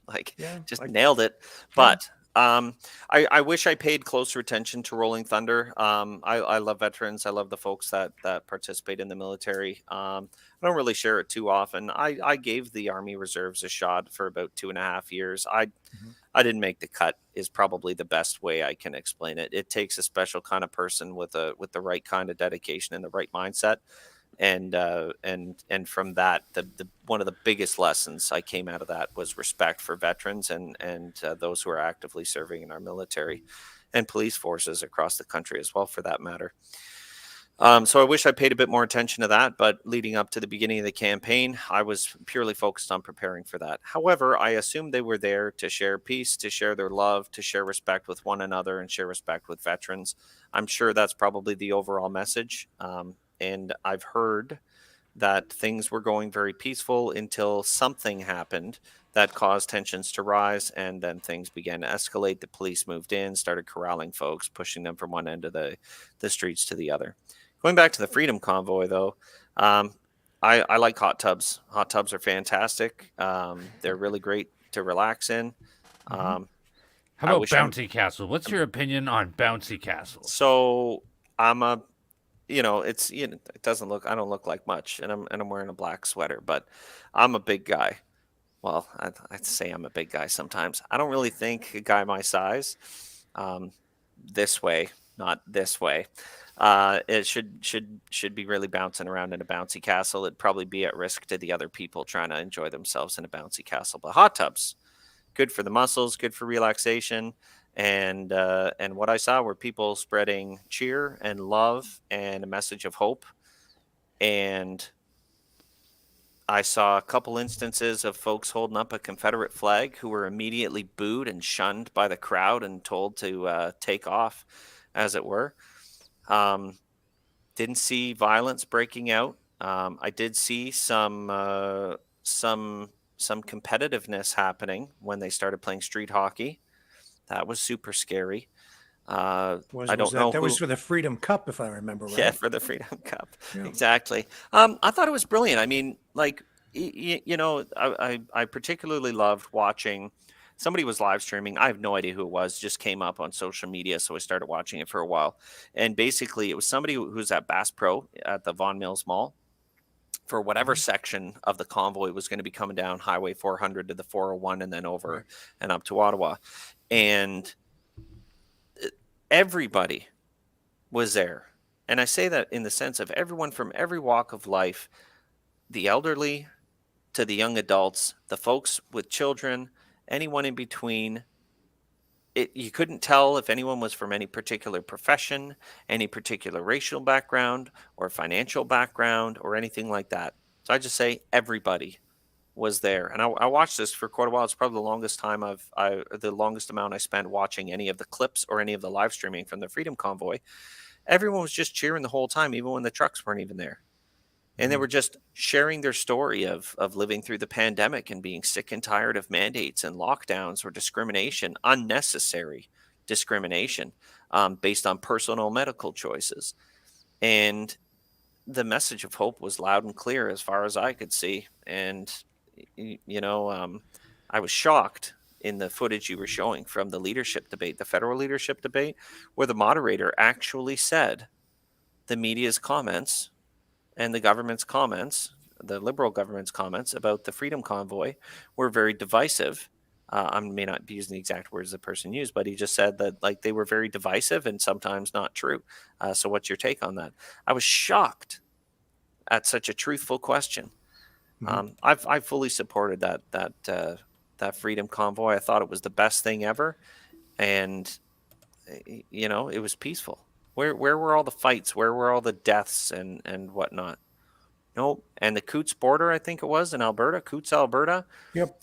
They held their ground, and the RCMP came in. I think it was the RCMP, and they were very calm. The truckers remained calm. They remained professional on both sides for the most part. And then next thing you know, they come to an agreement. The mandates are lifted in Alberta, or they set a date upon which they would lift them. And now there's footage of folks at the Coots border hugging the RCMP officers, shaking hands, thanking everybody for being peaceful, wishing everyone the best. That's not quite the accurate ending to it. Okay. And we want to be truthful. 100%. That's why I say that's some of the footage that I saw. Yeah, the RCMP raided a property where they confiscated a cache of weapons. Interesting. As a result of that, they made arrests that I think will result in probably terrorism charges. Possibly, there's some charges related to that. We don't have all the details. Yeah. It's not even clear that this stuff was connected In any way. in any way. We don't really know, but the media, of course, connects it. So as soon as that happened, because the truckers and the farmers and the others down there, they obviously are peace-loving people. As soon as that came out in the media, they were like, we want nothing to do with that. Yep. It's too negative. So, okay, it's time to shut it down. And so then it resulted in what you saw. It wasn't a bunch of terrorists trying to do crazy things. No. They were like, okay, well, too much for us. Can't do this. Okay. So they're hugging the RCMP guys. They agreed to shut it all down and all go home. But you could also say that it appeared to be some sort of a special operation by the government or the cops to tie these things together, to exert this kind of public relations pressure to bring about that kind of event. So you see, it wasn't quite that simple, but Gotcha. But the important thing is the people who are actually participating in that demonstration did exactly what you said. Yep. It wasn't a call to arms, unless you're talking about arms to hug people. So at the end of the day, that's what they ended up doing with the cops. That's how the truckers and the farmers and the others treated the cops. But in Ottawa, the cops treated the truckers and the farmers and the others by beating the living crap out of them. That's the problem. Imagine, David, Brendan, if the Prime Minister, now this would have been a photo op. You like hot tubs, right? Yep. So what if JT had put on a Speedo and had come down and hopped in a hot tub with some of these guys, some of these truckers, and said, hey, guys, what's up? What do you want? Let's talk. Yeah. Hey, bring me over a brewski, and we'll have a chat here in the hot tub and see if we can figure this thing out. Yeah. It would have been the best place to do it. Better? Yes. So relaxing. Unreal. Just and the country. You put JT in a Speedo, okay? The housewives will swoon. His approval rating through the roof. He needs new PR management. I'm telling you, because it would have gone way further than having a bunch of goons beat the crap out of veterans. I don't know, man. Yeah. Justin, I think Rick call just me, wants man. to. Call me. I'll help you. I think Rick just wants to see Justin Trudeau in a Speedo. Hey, Brandon said it, not me, Rick. I can say that. We pray for Justin. We do. We pray for Justin. We pray for Justin. Yeah. I never wish evil upon other people. No, of course not. No. And that's not what we're about on this show at all. We don't watch anybody. So Jim Carahalios is you guys. Yeah. Jim Carahalios is in this area tomorrow. Does he have time to come around your area? Do you have any events coming up that you'd like to let people know about? Yeah, actually, thanks for the heads up on that. So I was just pulling up the details of it here, actually. So we're calling it, I guess you could call it the Tri-County Tour. So tomorrow, May 7th, Jim Carahalios, as well as the Chatham-Kent, Leamington, Sarnia-Lambton, and Lambton-Kent Middlesex, that's me, candidates, are traveling with him to the 3 ridings for meet and greets. So they're going to go see Rhonda Jubinville down at Smitty's Family Restaurant in Chatham. That's at 10 a.m. Yeah. Okay, that's for like a late breakfast. They serve breakfast there if folks want to have it. Otherwise, coffee will be available. And then afterwards, we'll all be heading north up to the Sarnia Public Library where they have the amphitheater, and that's to get introduced to Keith Ben, who is our candidate up there. And Rhonda and I will also have a chance to give a short little speech, maybe 5 minutes or something, and then Jim will also give another speech up there. Mm-hmm. And from there, we'll be heading a little southeast down towards Mount Bridges to the Mount Bridges Legion Branch 251. Royal Canadian Legion Branch 251, sorry, in Mount Bridges. And the doors open at 5 p.m. for that, with the actual event starting at 5:30.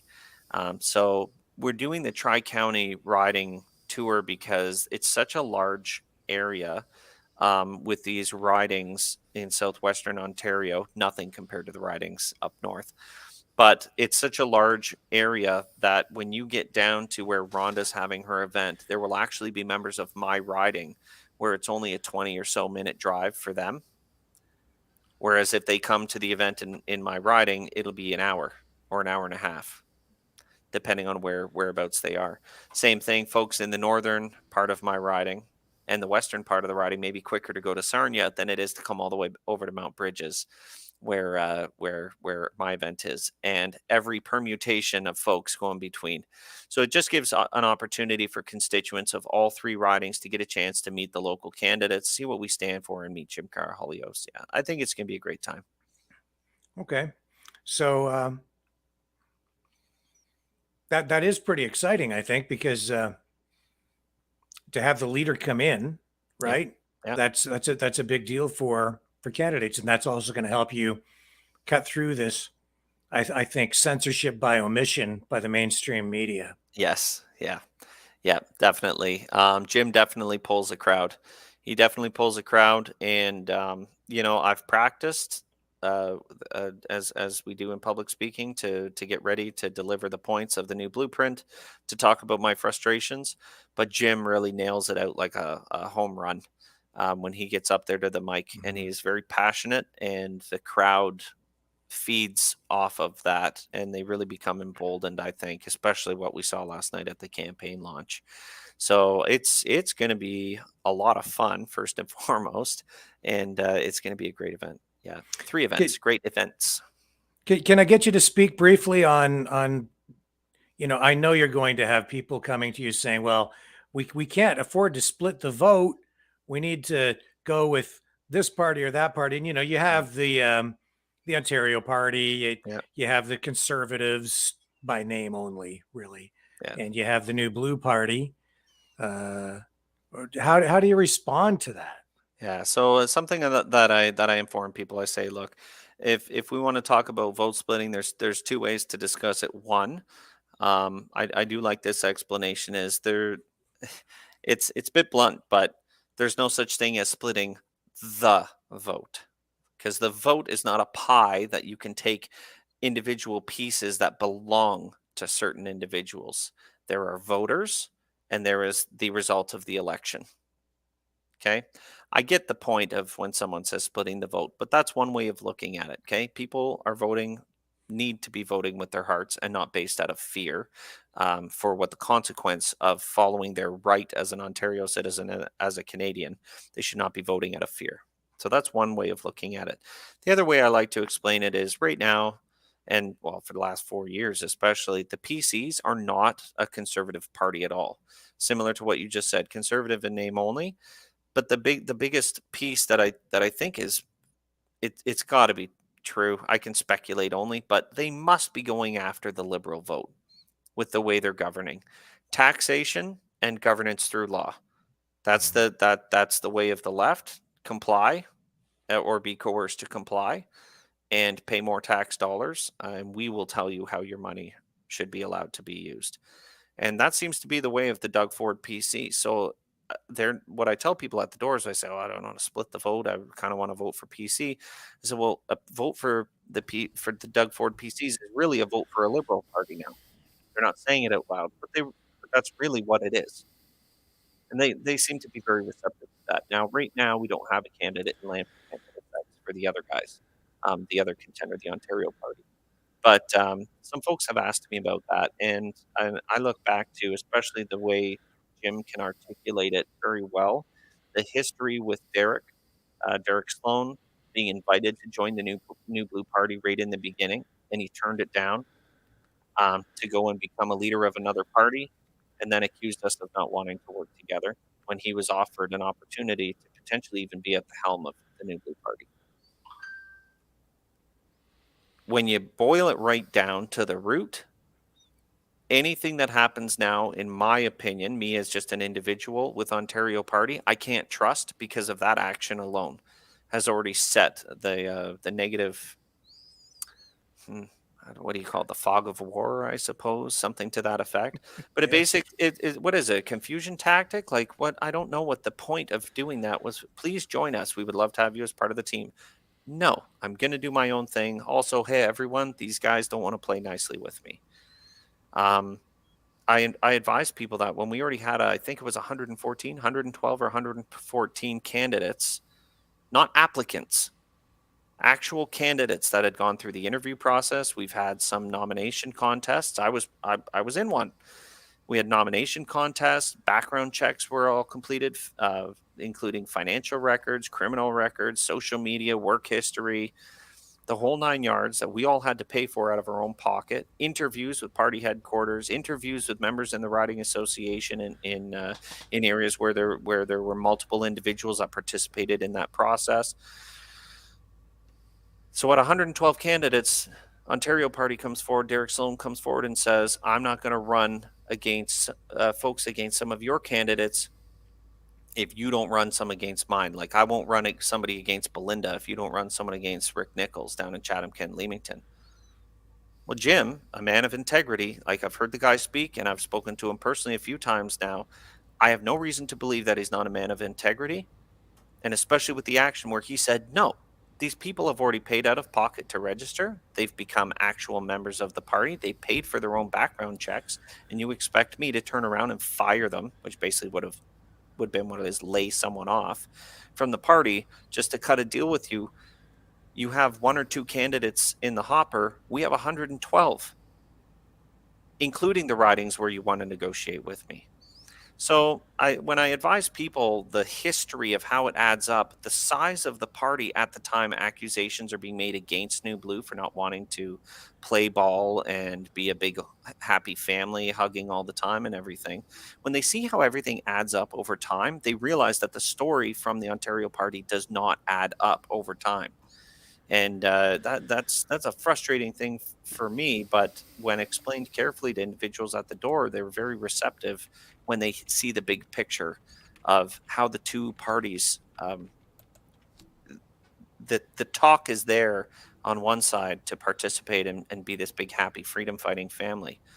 But behind the scenes, and factually speaking, with many things that could be verified and timestamps or emails that had been shared and phone calls that had been discussed and other elements that had tried to be negotiated on, the New Blue story holds water. The Ontario Party's accusations don't. And I haven't seen an instance yet where Derek Sloan has successfully defended himself or even taken an opportunity to defend himself against the allegations against him.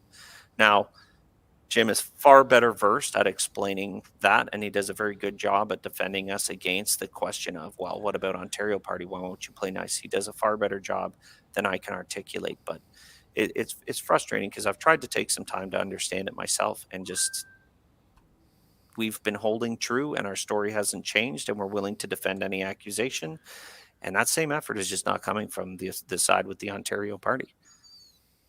Yeah. They may have some good candidates, though. I don't know. I haven't bothered looking into them. I wanted to run with New Blue. I've had my nose to the grind. I want New Blue to win. Well, I think it's unfortunate that there is that split. I think it's unfortunate we're seeing all this friction. I've seen, not of late, but in the early stages, negative emails coming in, negative statements being made, attacks from one side to the other and back and forth. And I think there's history there that I'm not aware of between the leaders.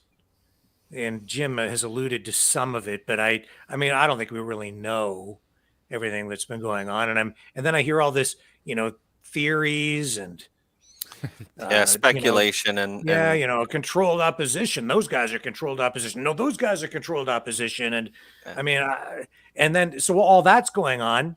Doug Ford is still leading in the polls. Yeah. Right. But that's where you need to get your votes. You're fighting with each other.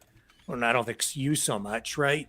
No. I don't think the candidates so much, but the parties are kind of fighting while,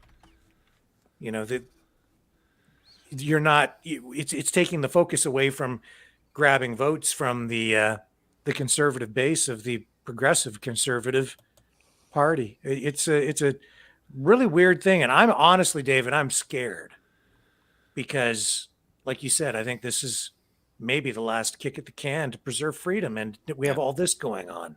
Well, look, I'll tell you what I've been hearing, both in my own experience and from other candidates, because we do have a candidates group chat. Naturally, it's like a great family of support for one another, and especially because we're all across diverse ridings. The needs of my constituents down here and their frustrations are different from the ones in the GTA, for instance. But we all share ideas and we share experiences with one another. And when we debrief at the end of the day, the common theme is the response to the New Blue platform and what New Blue stands for has been receiving a resounding amount of support at the doors. Now, I'm not going to lie to you and say every single door I knock on, people are just, oh yeah, New Blue, let's go. No, as you know, some people have not heard of New Blue Party because we're not getting the media coverage. But when folks hear the New Blue message and what we stand for, the response is excited for a new contender and excited about what we stand for. And that's what I'm focusing on. That's what our candidates are focusing on. And I know that's what's going to work well for New Blue leading up to the election. That makes me wonder. So, you've talked about some of your positive door knocking experiences. What has been your experience with people who are left leaning or maybe supporting Andrea Horwath, the leader of the provincial NDP party, or people who are going to be voting for Stephen Del Duca, the leader of the Liberal Party of Ontario? What's kind of been your experience on the ground with that? Okay, so I'm in a very heavy conservative riding. That's not to say that I'm unlikely to run into individuals who support the Liberals or NDP, but the experience is few and far between. Or, coincidentally, the individuals at the door don't divulge what party they typically vote for, nor do I ask them. I don't want to make anyone uncomfortable. I'm there to just let them know New Blue is an option as a conservative party. But the most interesting individual I spoke to at the door was a Liberal supporter. They at least gave me the time of day to do my little 60 seconds, 1 minute to 2 minutes at the door, give them the spiel. And I closed it because they said, look, I typically vote conservative or Liberal, but I'll listen to you, what you have to say. And I just told them at the end, I said, look, if I win the election, I want to come back and I want to hear what your concerns might be about a conservative party. I want to hear about what your frustrations are in general in the government. And I'm not going to make some fake promises about all kinds of wonderful things that may align with the Liberal platform. But it's important for you to know that even if you don't vote for me, I still care that you're one of my constituents and I can't neglect you as an individual. Can't promise you the world by any means. No politician can. But I at least am interested in taking the time to still come and visit you after I win the election. That was enough to get them to sign my nomination papers for Election Ontario when I was doing my first bit of canvassing during the nomination contest, Yes. which predominantly is a little bit about myself, a little bit about the party, but more so earning their trust to get those signatures to register. That was enough to get them to sign that nomination paper, and I hope that made a lasting impression on them. There was another individual, and we are getting this. I'm sure the Ontario Party is probably experiencing this as well. I don't know, but there seems to be a confusion with the two new contenders in Ontario with the PPC. As you know, that's a federal party with Maxime Bernier at the helm, and has nothing to do with New Blue Party of Ontario. So there have been some instances where folks are conservative voters, but there may not necessarily be as nationalist as Maxime's platform was pushing for. Maybe they liked a couple things. Maybe they didn't like anything. So I was speaking to a husband and wife. They were having a barbecue on their driveway, and it sucked because I skipped lunch, and he was just putting the steaks on the grill. Yeah, you know that feeling when you walk up to the barbecue with the thing going. Anyway, I started talking. I said, New Blue's just trying to bring in some common sense governance. We're a conservative party, but we're not going far off the deep end on the right side or anything like that. We're just trying to bring in some common sense policies and restore liberty to Ontarians. And he just said, buddy, you're way off to the right. What are you talking about? And he wanted to get an argument. I'm not there to argue with people. But for something told me, I'm just going to ask him. I said, sir, who do you think our party leader is? And he says, that French guy. You're the purple party, that French guy. I said, Maxime Bernier. And he says, yeah, exactly. See, I told you that's who you guys were. I said, no. Jim Karahalios, New Blue Party of Ontario. Total different level of politics, total different platform. And as soon as I said that, he said, oh, I'm sorry. I'll give you the time. Let's hear what you have to say. Folks have been very pleasant at the doors. I've only had one negative experience, actual negative. I mean, he was a bit abrupt with me, but we smoothed it out within a matter of moments. But there was one instance, someone wanted to increase the staffing in the healthcare system. That's a new blue policy, especially rehiring any of the nurses, doctors, technicians, facility management personnel that were all canned from the healthcare system because they either didn't want to disclose their COVID vaccination status or they didn't want to take the jab in the first place. And they were all let go during the pandemic, which what an irresponsible thing to do, in my opinion. However, I started talking to him, and the minute I said New Blue Party, he said, no, I don't want to talk to you. You guys want to totally dismantle the healthcare system. You're going to turn this into some wild third world country of healthcare. And I just took an extra 15, 20 seconds just to see if I could reason or at least understand where he got the idea. He didn't want to talk. And that's fine because we run into that at the door sometimes too. Folks don't know, or they get federal and provincial parties mixed up, or they hear something on the news which may have been about some party in another country, but they thought it was Canada. And you just roll with it, you respect them, and you move on. So I've seen probably a mix of everything, but predominantly a very positive experience at the doors. Yeah. Well, it's time is marching on. We have some other stuff we have to cover tonight. Is there anything you would like to add or think that we might have been missing tonight, David? Well, I'll just leave your listeners with this. If they want to learn more about New Blue Party, Rick, they can go to newblueontario.com to check out our full party platform. We have all of our candidates listed there. We have 124 candidates across the 124 Hang ridings. on just a sec. Give me that website address again. I'll put it up on the screen. Yeah, newblueontario.com. Thank you, sir. Yeah. And at that link, you will find the full listing of our 124 candidates, because we do have fully vetted and confirmed candidates with Elections Ontario now across all the ridings. You can also get in touch with your riding association. Like I said, the new blueprint, our policy platform, is there as well. All of our candidates have some form of social media. So no matter where you are in Ontario, you'll be able to get a hold of your candidate through the website or through social media.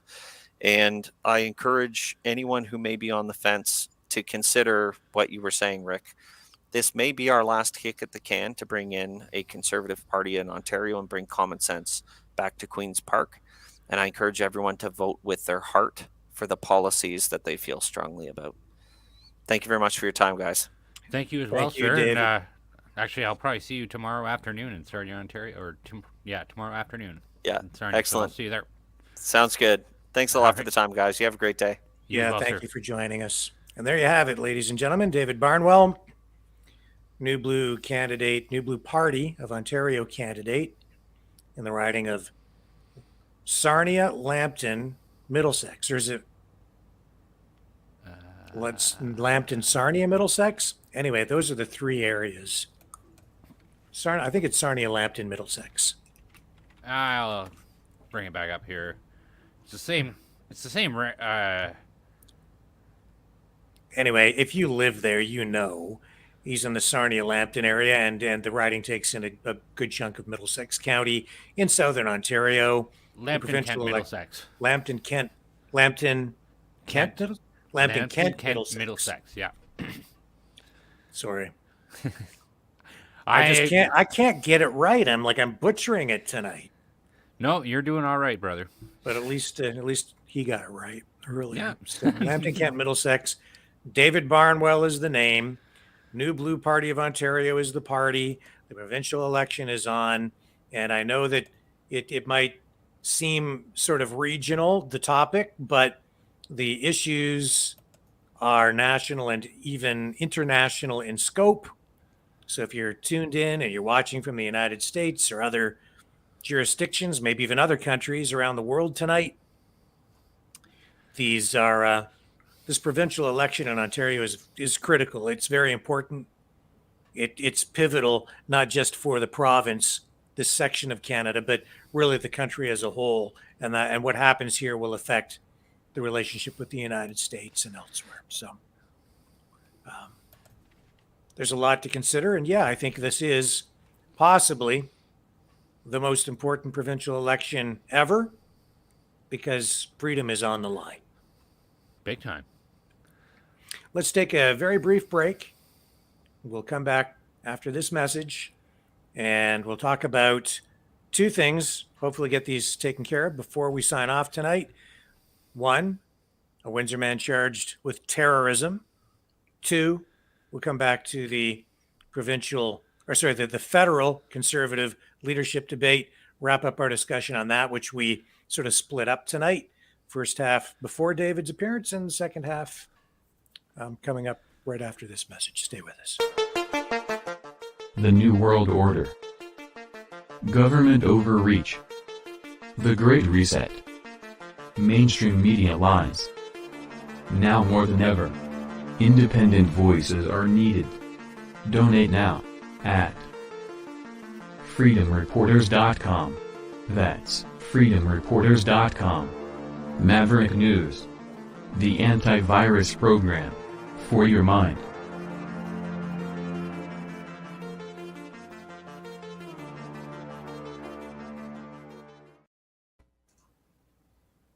And you can support our work here at on the Maverick News channel by going to freedomreporters.com and donating, where you can hit the hot link in the YouTube description on the one YouTube channel we are on, in the Rumble description, Facebook, Cloud Hub, BitChute on the rebroadcast. It'll take you straight to the donation page if you hit the hot link. And we need your help. We need your support. Keep the lights on here to do the work we're doing so that we can continue to bring you interviews like the one we just had with David Barnwell, candidate for the new Blue Party of Ontario, because as I pointed out, CBC today provided provincial election coverage, the Canadian Broadcasting Corporation, and they didn't even mention either the new Blue Party or the Ontario Party at all. Was it yesterday we had Derek Sloan and Rick Nichols from the Ontario Party on? Derek Sloan being the leader of the party. Was it yesterday or the day before? I think it was like Wednesday. 2 days ago. Wednesday, Yeah. So a couple of days ago. So we brought you those guys. We brought you that information. Again, you're not going to get that on the mainstream media because they're not even, they won't even mention the name of either of those parties. Here's an example for everybody here. There you go. So this is Nanos polling, and they're doing polls on who people think would make the best premier of Ontario. There is no Jim Karahelios, and there is no Derek Sloan, and I'm not sure who's going to be the PPO, Populist Party Ontario, but I do know that they're going to be running as well, and candidates are lined up. Some are lined up for that party as well. But this is ridiculous. Clearly, they're just cheerleading who they're picking whoever it is that they want to advertise for, and damn the rest. So, but anyway, just highlighting what you're saying there, Rick. What was that? Was that CBC or Toronto Star? Sun? That was CP24. CP24. Yeah, and all the other ones were like that too. They should at least mention all of the parties. Yeah, or provide some place where you can get that information. This is, the Green Party has, I don't think they have any more support than the new Blue. I think you'll see the new Blue will have and probably the Ontario Party too. Like they'll both have more support than the Green Party after Yeah. this election. Big time. Yeah. Big time. It's I don't even know where the hell they got that seat from in 2018. But see, CBC, although mainstream media, they know that the biggest obstacle the new parties have is name recognition, branding. Mm-hmm. People need to know they exist. If they just don't talk about them, they don't exist. So they're not talking about them. You got to come here to get the information, I guess. Like that's, and other independent media outlets. And we saw today, Doug Ford ejecting independent journalists from his event. Big mistake, pal. Big mistake. He does. Those are that make the people watching independent media make up a sizable chunk of Doug Ford's base. He's turning his back on them. But you know what it is? It's the 905 area code. That's what they're focused on. They're focused on immigration, new Canadians, and they have turned to the same kind of tactics that the Liberals use, to use fear, division, talk about racism, to divide people. That's what he's doing. That's exactly what he's doing. You can win the election provincially in the 905. You don't even need the rest of the province. You win there, you win the election. And the concentration of new Canadians is so heavy in the GTA that the political parties, the mainstream parties, do their polling, their demographic research. They do trial messaging to figure out how to frame their campaigns and what the message is going to be. And this is what you end up with. They want to get away. They don't want to be associated with those other parties because they've stigmatized, demonized. Like David said, that one guy he walked up to, oh, you guys are those crazy purple people, supremacist purple nationalist people, right? Without really any facts or knowledge about what even the PPC stands for or any of the new parties, whether they share any of the same values or platforms. They just don't even know. They just make assumptions based on pejorative, slanderous mainstream media reporting. It's shameful. Well, they ignore everything until they can spin it. So that's just how they go. And yeah. But in either case, let's get a roll on the content as we. Yeah, let's talk about this Windsor man. So I'm just gonna tell you about it briefly because I need some time to digest this before really commenting on it. But we know that RCMP have charged a Windsor, Ontario man with participating in or contributing to the activity of a terrorist group. So the cops say that between February 12th, 2021 and May 20th, 2021, a person committed various hate-motivated offenses in the Windsor area. So there was an investigation. The RCMP, Integrated National Security Enforcement Team, INSET is the acronym. It was found, according to them, that a person filed an online application to join a listed terrorist entity called the Atomwaffen Division, which I really don't know anything about them, also known as the National Socialist Order, and offered his skills and commitment, according to the cops, to do things for this listed terrorist entity. So I guess as this thing goes on, what the cops say is the Atomwaffen Division, according to them, was founded in the U.S. in 2013 and was added to Canada's criminal code list of terrorist entities in February 2021, opening up people who are affiliated with the group to criminal sanctions. Now, I got to think back, but if I remember right, around that time, that was when the new hate, wasn't that when the new hate speech legislation was beginning to take effect.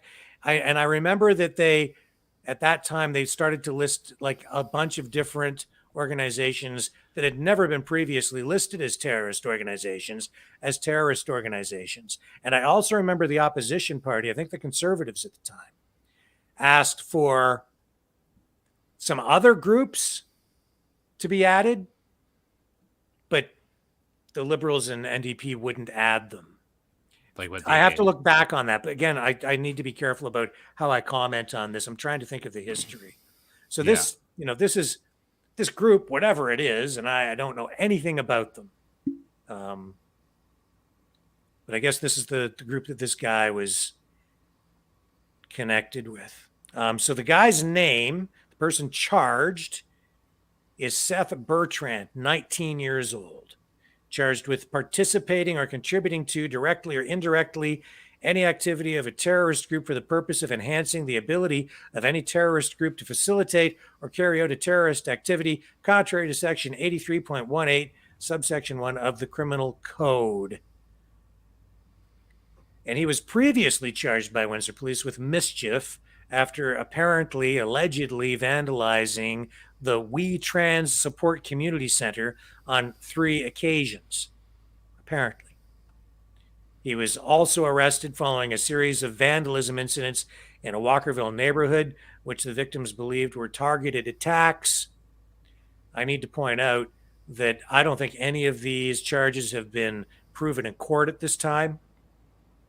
So we need to let all that play out before and see what facts come out through evidence in court proceedings.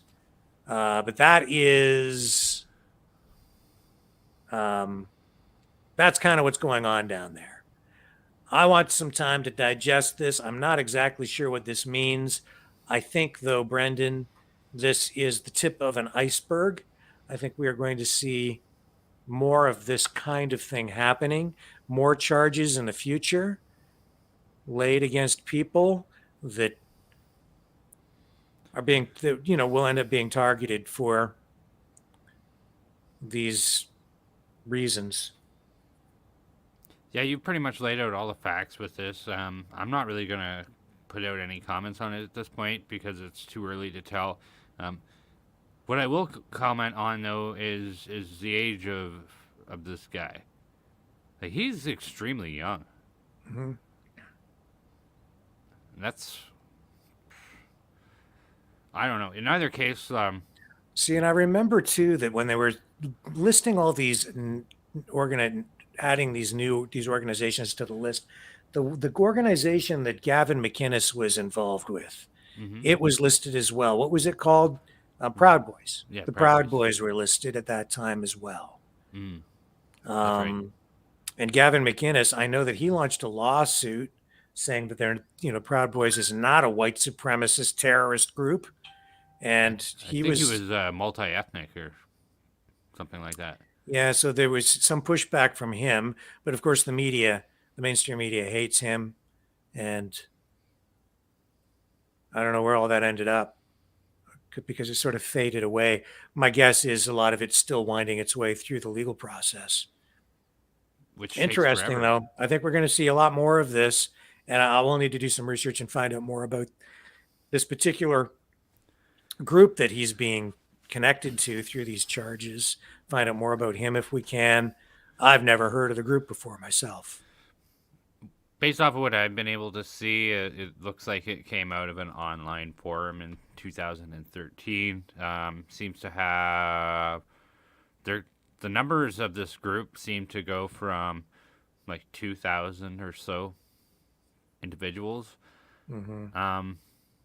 I don't think that these groups are by any means like a huge, I think that they're smaller than ever, basically. Like, if there's 2,000 whack jobs that are part of some sort of neo-Nazi group, like, that is a very small amount of people. I just don't know. I don't know. I'll try to find out more about the group, I guess. And yeah, I don't know. I'll tell you this, with the way everything's going in our country right now, I don't care what happens, I'm always going to ask questions. Of course. I'm going to look for real information and not just rely on mainstream media reports and news releases coming from the cops. And I'm going to wait for facts to come out in court too, because we just can't trust the mainstream media. And I just don't know what the deal is with this. I really have no idea. What I do know is the charges have been laid. It's a 19-year-old guy. These are some of the facts we've shared with you. What are the real circumstances surrounding it? We won't know really until it goes to court and we find out. So let's wait for some facts and see where it goes. As I say, though, with the current political environment and these new laws and the revised list of terrorist groups, you're going to see more of this. Yeah. They revised the list to expand it, to expand the scope. They've been introducing new laws and legislation so they can go after people that they want to target. And I'm not entirely comfortable with the legislation as it's been written, just because it's so broad, and they can use that to target almost anybody they want. And as I've said before, you couple that with censorship laws, like the one that's about to come in, Bill C-11. Man, it just gives a lot of power to government to broadly target a lot of people. We even saw Justin Trudeau in the House of Commons using words like misinformation, disinformation, which, malinformation he didn't use, but it's the third one. And he was in the House of Commons accusing conservative MPs of coming dangerously close, he said, to using misinformation and disinformation. And when you conflate that, as they do, with terrorist activities, he was almost standing up and almost like saying, wait a minute, you're almost using the language of terrorists over there.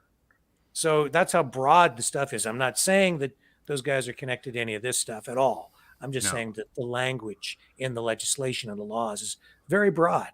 Anyway, enough of that, because we need more facts. I'd like to know what really is going on. I'm going to make one last point, and it is not going to be a speculation on the individual, but it's going to be a speculation on the government, that they're going to use this to say, see, we told you, the boogeyman is out there, and they're going to scare the crap out of people, and they're going to use it to push it through more stuff. I think that's a very fair assessment to make. We've seen this before. We'll see it again. That's my biggest concern. Yeah, and then the question is like, okay, let's say it's a legitimate charge. Let's say this guy is, radicalized in some way, and I don't know. But is it a really larger problem, or is this some isolated thing?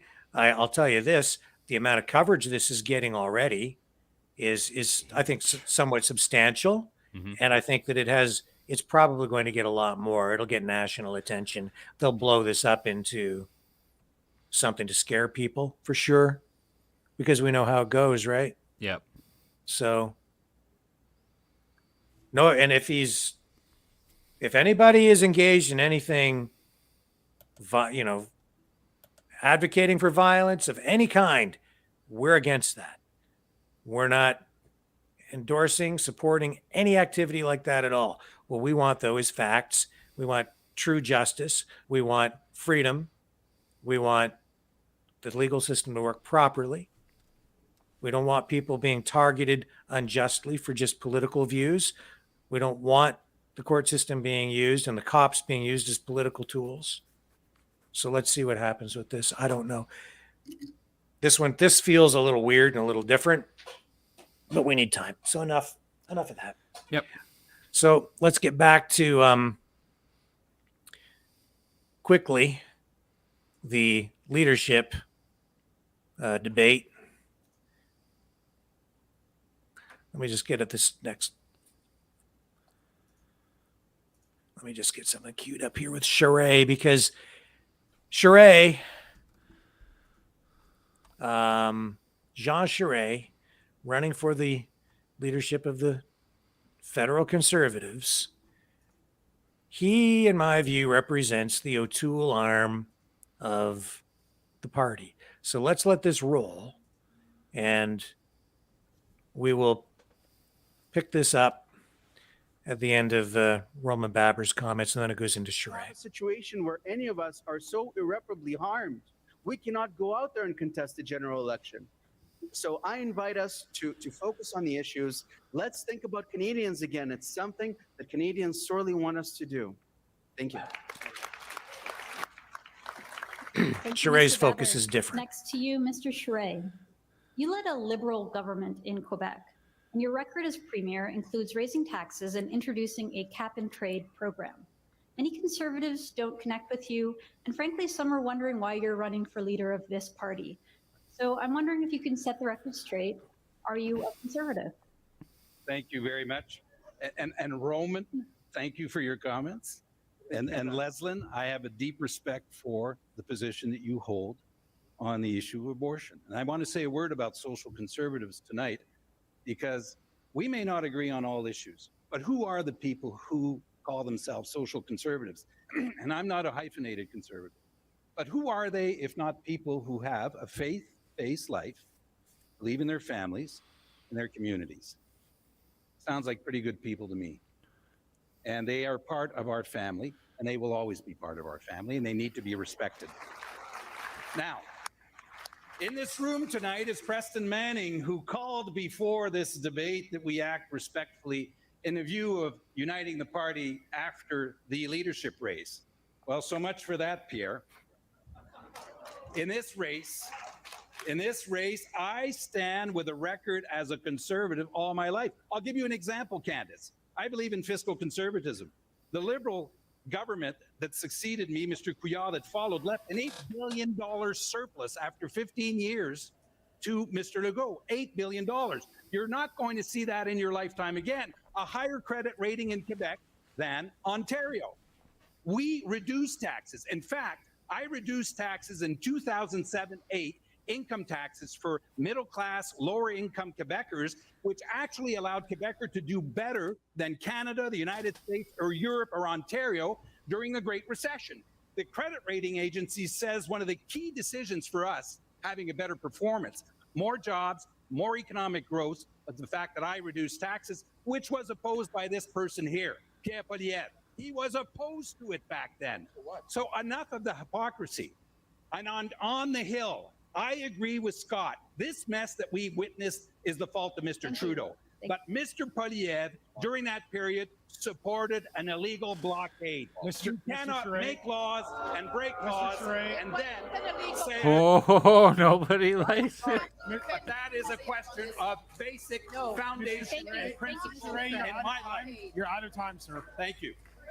All right, there will be time for rebuttal. Everyone will be given a chance to rebut what has been said about them. But before we get to rebuttal, we do have a question for Mr. Aitchison. So the previous Conservative Party leader, Mr. Aaron O'Toole, ran for Prime Minister as a quintessential Ontario moderate. And we were promised by the Ivory Tower commentariat that approach would win seats in the Toronto area. It did not work. Why should we believe that a Conservative Party led by you would bear different fruit? Well, listen, it comes down to this. We need to be consistent in our message, and it needs to be a conservative message. And we need to work together. We were divided, and our message was not consistent in that election. And Mr. Trudeau effectively used vaccines as a tool to divide Canadians. Mm-hmm. And so if we can't go out and speak to Canadians in all parts of the country and make sure that we are trustworthy, that we don't scare them.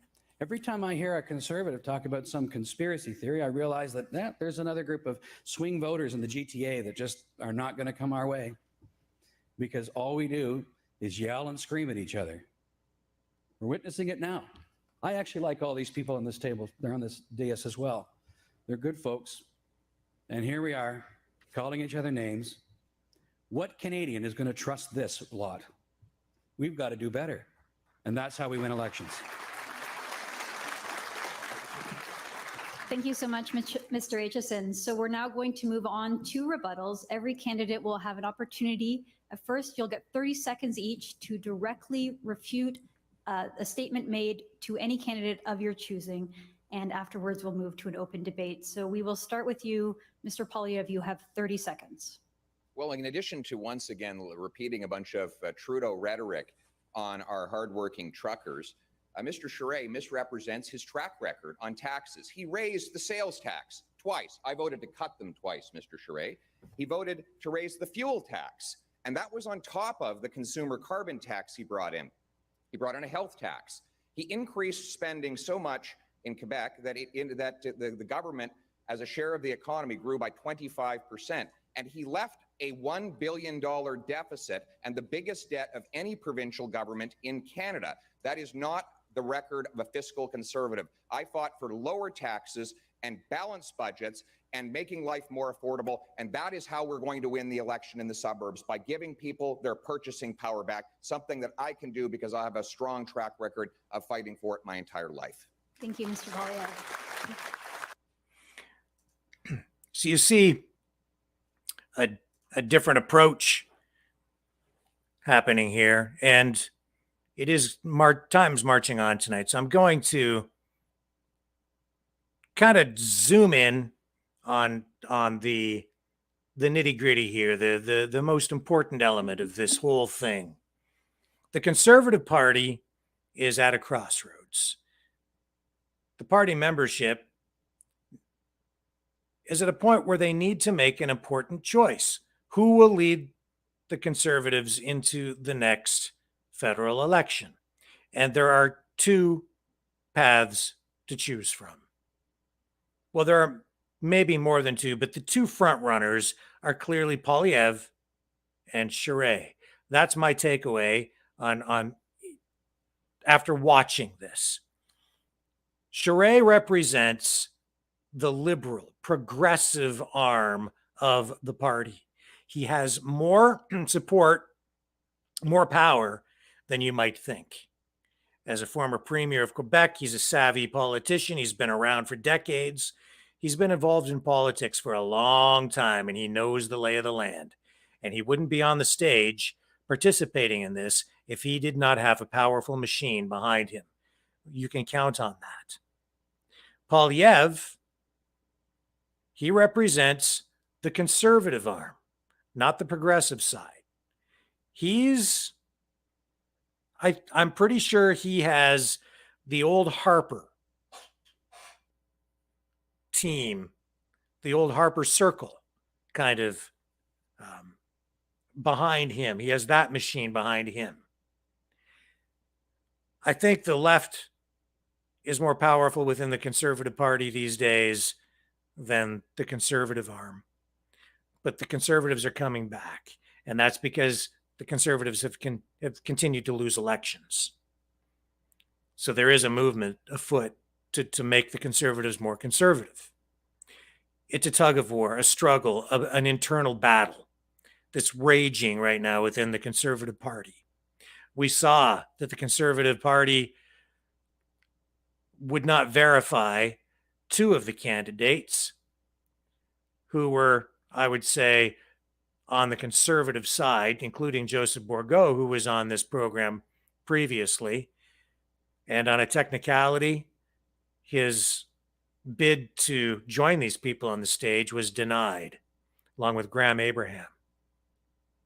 There was another candidate who I don't think actually did meet the criteria and all of the requirements to participate in this race. Roman Baber, well-meaning. I think he's credible.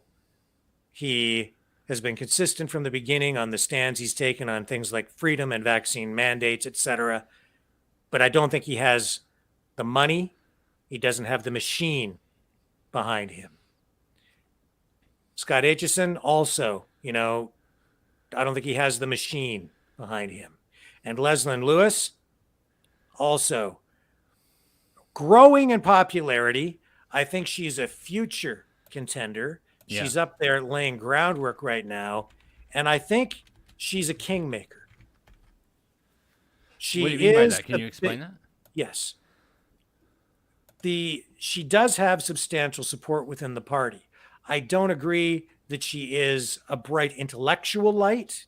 She's not saying she's not stupid or anything. I'm not saying that. No. But she's not she's not a philosopher king as Trudeau was once described, right? She's not a she's not a legal scholar. Her knowledge sort of stems from other areas. She's more grassroots. I don't think she's like I wouldn't describe her as an intellectual. All right.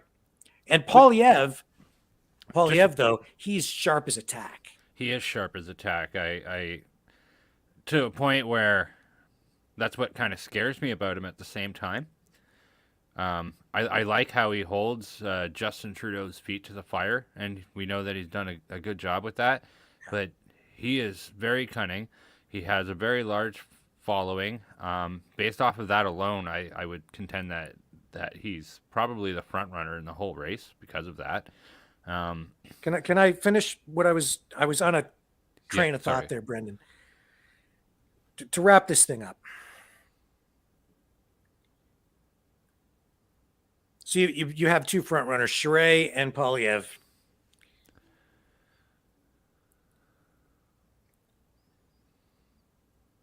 It's a struggle between the two. Charest, I would say, even though Polyev appears to be the front runner, you have to remember that this is a leadership debate where the votes come from within the party. Mm-hmm. And there will be a series of votes. The danger for Polyev is that this vote is split. And when you go to the convention and you see the way this thing rolls out, Charest, if Polyev is out front, it may be an illusion because the crowds he's attracting are not just party members. It's the public. I think Polyev has the support of the public, but he may not have the support from the party that people think he has because the left-wing socialist arm, liberal infiltration is so deep and so powerful within the party that Charest is more powerful than people realize. So when the convention rolls out, I think you will see Charest emerge at first on top. As these ballots continue to roll through, Leslyn Lewis, the other two, Aitchison and Baber, they're also Rands. The first ballot will fall by the wayside. Those guys will fall off. They'll make deals. They'll throw their support one way or the other. Right? Yeah. Don't be surprised if one or even both of them throw their support behind Charest. I think you'll see Aitchison go to Charest, Baber probably to Polyev, but it depends on the deal that's made. Leslyn Lewis probably will be there for the next round of ballots. You'll have the three of them. That could really hurt Polyev. And I have to refamiliarize myself with the procedural rules. We'll see how it plays out. But in the end, Lewis, if she doesn't make a deal and throw it behind Polyev, he's dead meat. Charest will prevail. Polyev needs Lewis. If he doesn't get her and her supporters, if she doesn't throw it behind him when she drops out, he's dead meat. So that's the way I see it. That's the choice conservatives need to make within their party. The problem for the Conservative Party is, as I've said, they've been infiltrated, and honestly, for the last while, they've been taken over by liberals. This is not the old Conservative Party. It's a party that's lost its way. We'll see how it plays out. Will those old Harper conservatives, the true conservatives, the people who supported people like Preston Manning in the past that you saw in the audience there, who was one of the architects behind the whole organization that hosted this debate, the former leader of the Reform Party. I always liked Preston Manning a lot. He represents the Western vote. That's where a lot of the support for the Conservative Party comes from. Look for all of these elements to play out in the weeks ahead, in the next debates, and then ultimately in the actual leadership convention where people get to cast their ballots and choose the leader. And everything you're saying comes out of history. Like you look at the past two leadership debates that happened, just to reinforce your point, that you look what happened with Andrew Scheer and Maxime Bernier. where Andrew Scheer made a nod to the milk cartel. You look furthermore to what happened with the Aaron O'Toole race. Clearly, there's lots of people in the Conservative Party membership that would vote for a liberal-leaning candidate. So it's really not going to be a surprise if that happens, in the least. And Marjorie says, truth, infiltrated, of course, but who of the five is genuine? That's a very, very good question. As I pointed out, Roman Baber, consistent on the whole pandemic side of things from the very beginning. So I think there's integrity there. The rest of them, I mean, people keep saying, was Pierre Poilievre part of the World Economic Forum? He says no. People say he was on the World Economic Forum website and then taken down prior to him running for the leadership. We don't really know, do we? No, This we is don't. the problem. And I don't know. Who you going to trust? Who you going to trust? All I know is, based off of what happened with O'Toole, I'm scarred. Mm-hmm. So, But we knew that O'Toole was left wing mm-hmm. when he took over, and that's what he delivered. Yeah. But, you know, betrayed by the Conservative Party, I would say all the Conservatives are. I would just absolutely hate to throw my endorsement at somebody, especially publicly, and then have them flip-flop like a bloody fish on a deck. Well, man, like I love everything that Poilievre says. Mm-hmm. The way he's talking right now, every point, it's like, yep, check mark, check mark, check mark. Yep, he's my guy. Yep, check, check, check. But there's, you know, once or twice bitten really federally and provincially, 3 times bitten with when you look at Alberta, mm-hmm. and even, you know, like with conservative governments that have failed to produce conservative policies. Yeah. And approaches 3 times. So that's why it's nothing personal, Pierre, nothing personal to any of these guys on the stage. Absolutely not. We're just giving our professional insight, and you've been following politics a long time. I've been following politics for some time myself, maybe to a point. So it's like, that's what we're doing here, is we're drawing lines from the past to come to conclusions here, and I don't think our conclusions are that far off the mark. No. So and I think you'll see that leadership convention play out pretty much the way that I just described. So you can mark me down. You can say, this is what Rick said on May 5th. May 5th or 6th today? I guess it's the 6th. I lost a day there. But anyway, you can mark me down, and then we'll see if how close to accurate I am tonight when people actually cast their ballots at the leadership convention. That's how I see it playing out, folks. That's what I took from all of this on the stage. Oh, and don't forget Patrick Brown. Okay, actually, he could be a factor as well. I need to factor him in, but I think he's an also-ran. I don't think he'll generate that much support from within the party, but because of where his riding is, where he comes from, which is that GTA area, we have a lot of immigration. That is going to play into this as well. And that's the other element of this that I really wanted to touch on. I will just briefly before we sign off tonight, Brendan. Jean Charest is playing that liberal immigration racism card. Yeah. He's using words like unite, but that's what he's focused on. He did even talk during the debate about the 905 area code. He knows how important that is. The liberals and left-wing progressive conservatives know that the 905 area code is vital. They also know what the demographics are there now. And it's heavy new Canadians. And we've seen the liberals use fear-mongering, outright lies to paint certain elements of the population as, you know, almost to villainize them. And we see that by dividing and conquering, that's the strategy. Divide and conquer. Make people afraid of their neighbors and then say, vote for me, I'll protect you.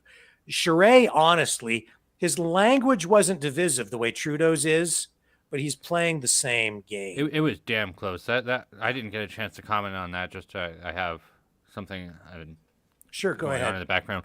But Yep. that was definitely the way he was yelling and stuff like that. This guy could be dangerous if that's a little piece about what he could be like. Yeah. I don't like that little glimpse into this man that I just seen on this stage. I don't care for that. Quite frankly, it concerns me. Yeah, and then he also we didn't run the clip, but there was a portion of the debate where Charest was talking about, the issue of face coverings in Quebec, these cultural issues that do affect New Canadians. We're all about being inclusive here. We want everyone to enjoy freedom. That's what we're all about. And Poilievre is talking in that way as well. I'm much more comfortable with the way Poilievre is talking, and I'm glad to see that he's built his whole platform around freedom. I'm really glad to see that. I just hope he freaking means it, right? I just hope he means it. Charest, he's not talking about freedom like that. He even says, well, what does freedom mean, Pierre? What's your kind of freedom? And then he starts trying to mix it up with by injecting an element of race into the discussion or debate here on the stage. And that makes me very uncomfortable because that is an effective but gross political tool that the progressives use. The liberals, the progressives, the left-wing socialists, I don't like it. It divides people. It makes me very uncomfortable. I'm much more comfortable with what Poilievre says about bringing people together. And even Roman Baber, who is like, let's bring people together and unite people. The country needs to heal. And we do need to bring all Canadians together. Well, I think that's a good message to wrap up on anyway. Yes, absolutely. So in either case, more developments to come on this. I really appreciate everybody coming out. Please remember, if you can support us at freedomreporters.com, we could really appreciate the help. We are expanding out our operation. We are up against a lot of things here, but I know with Team Maverick, that's all you Mavericks out there, with your help, we can get through anything. So with that being said, freedomreporters.com, make sure you like, subscribe to our content, and share.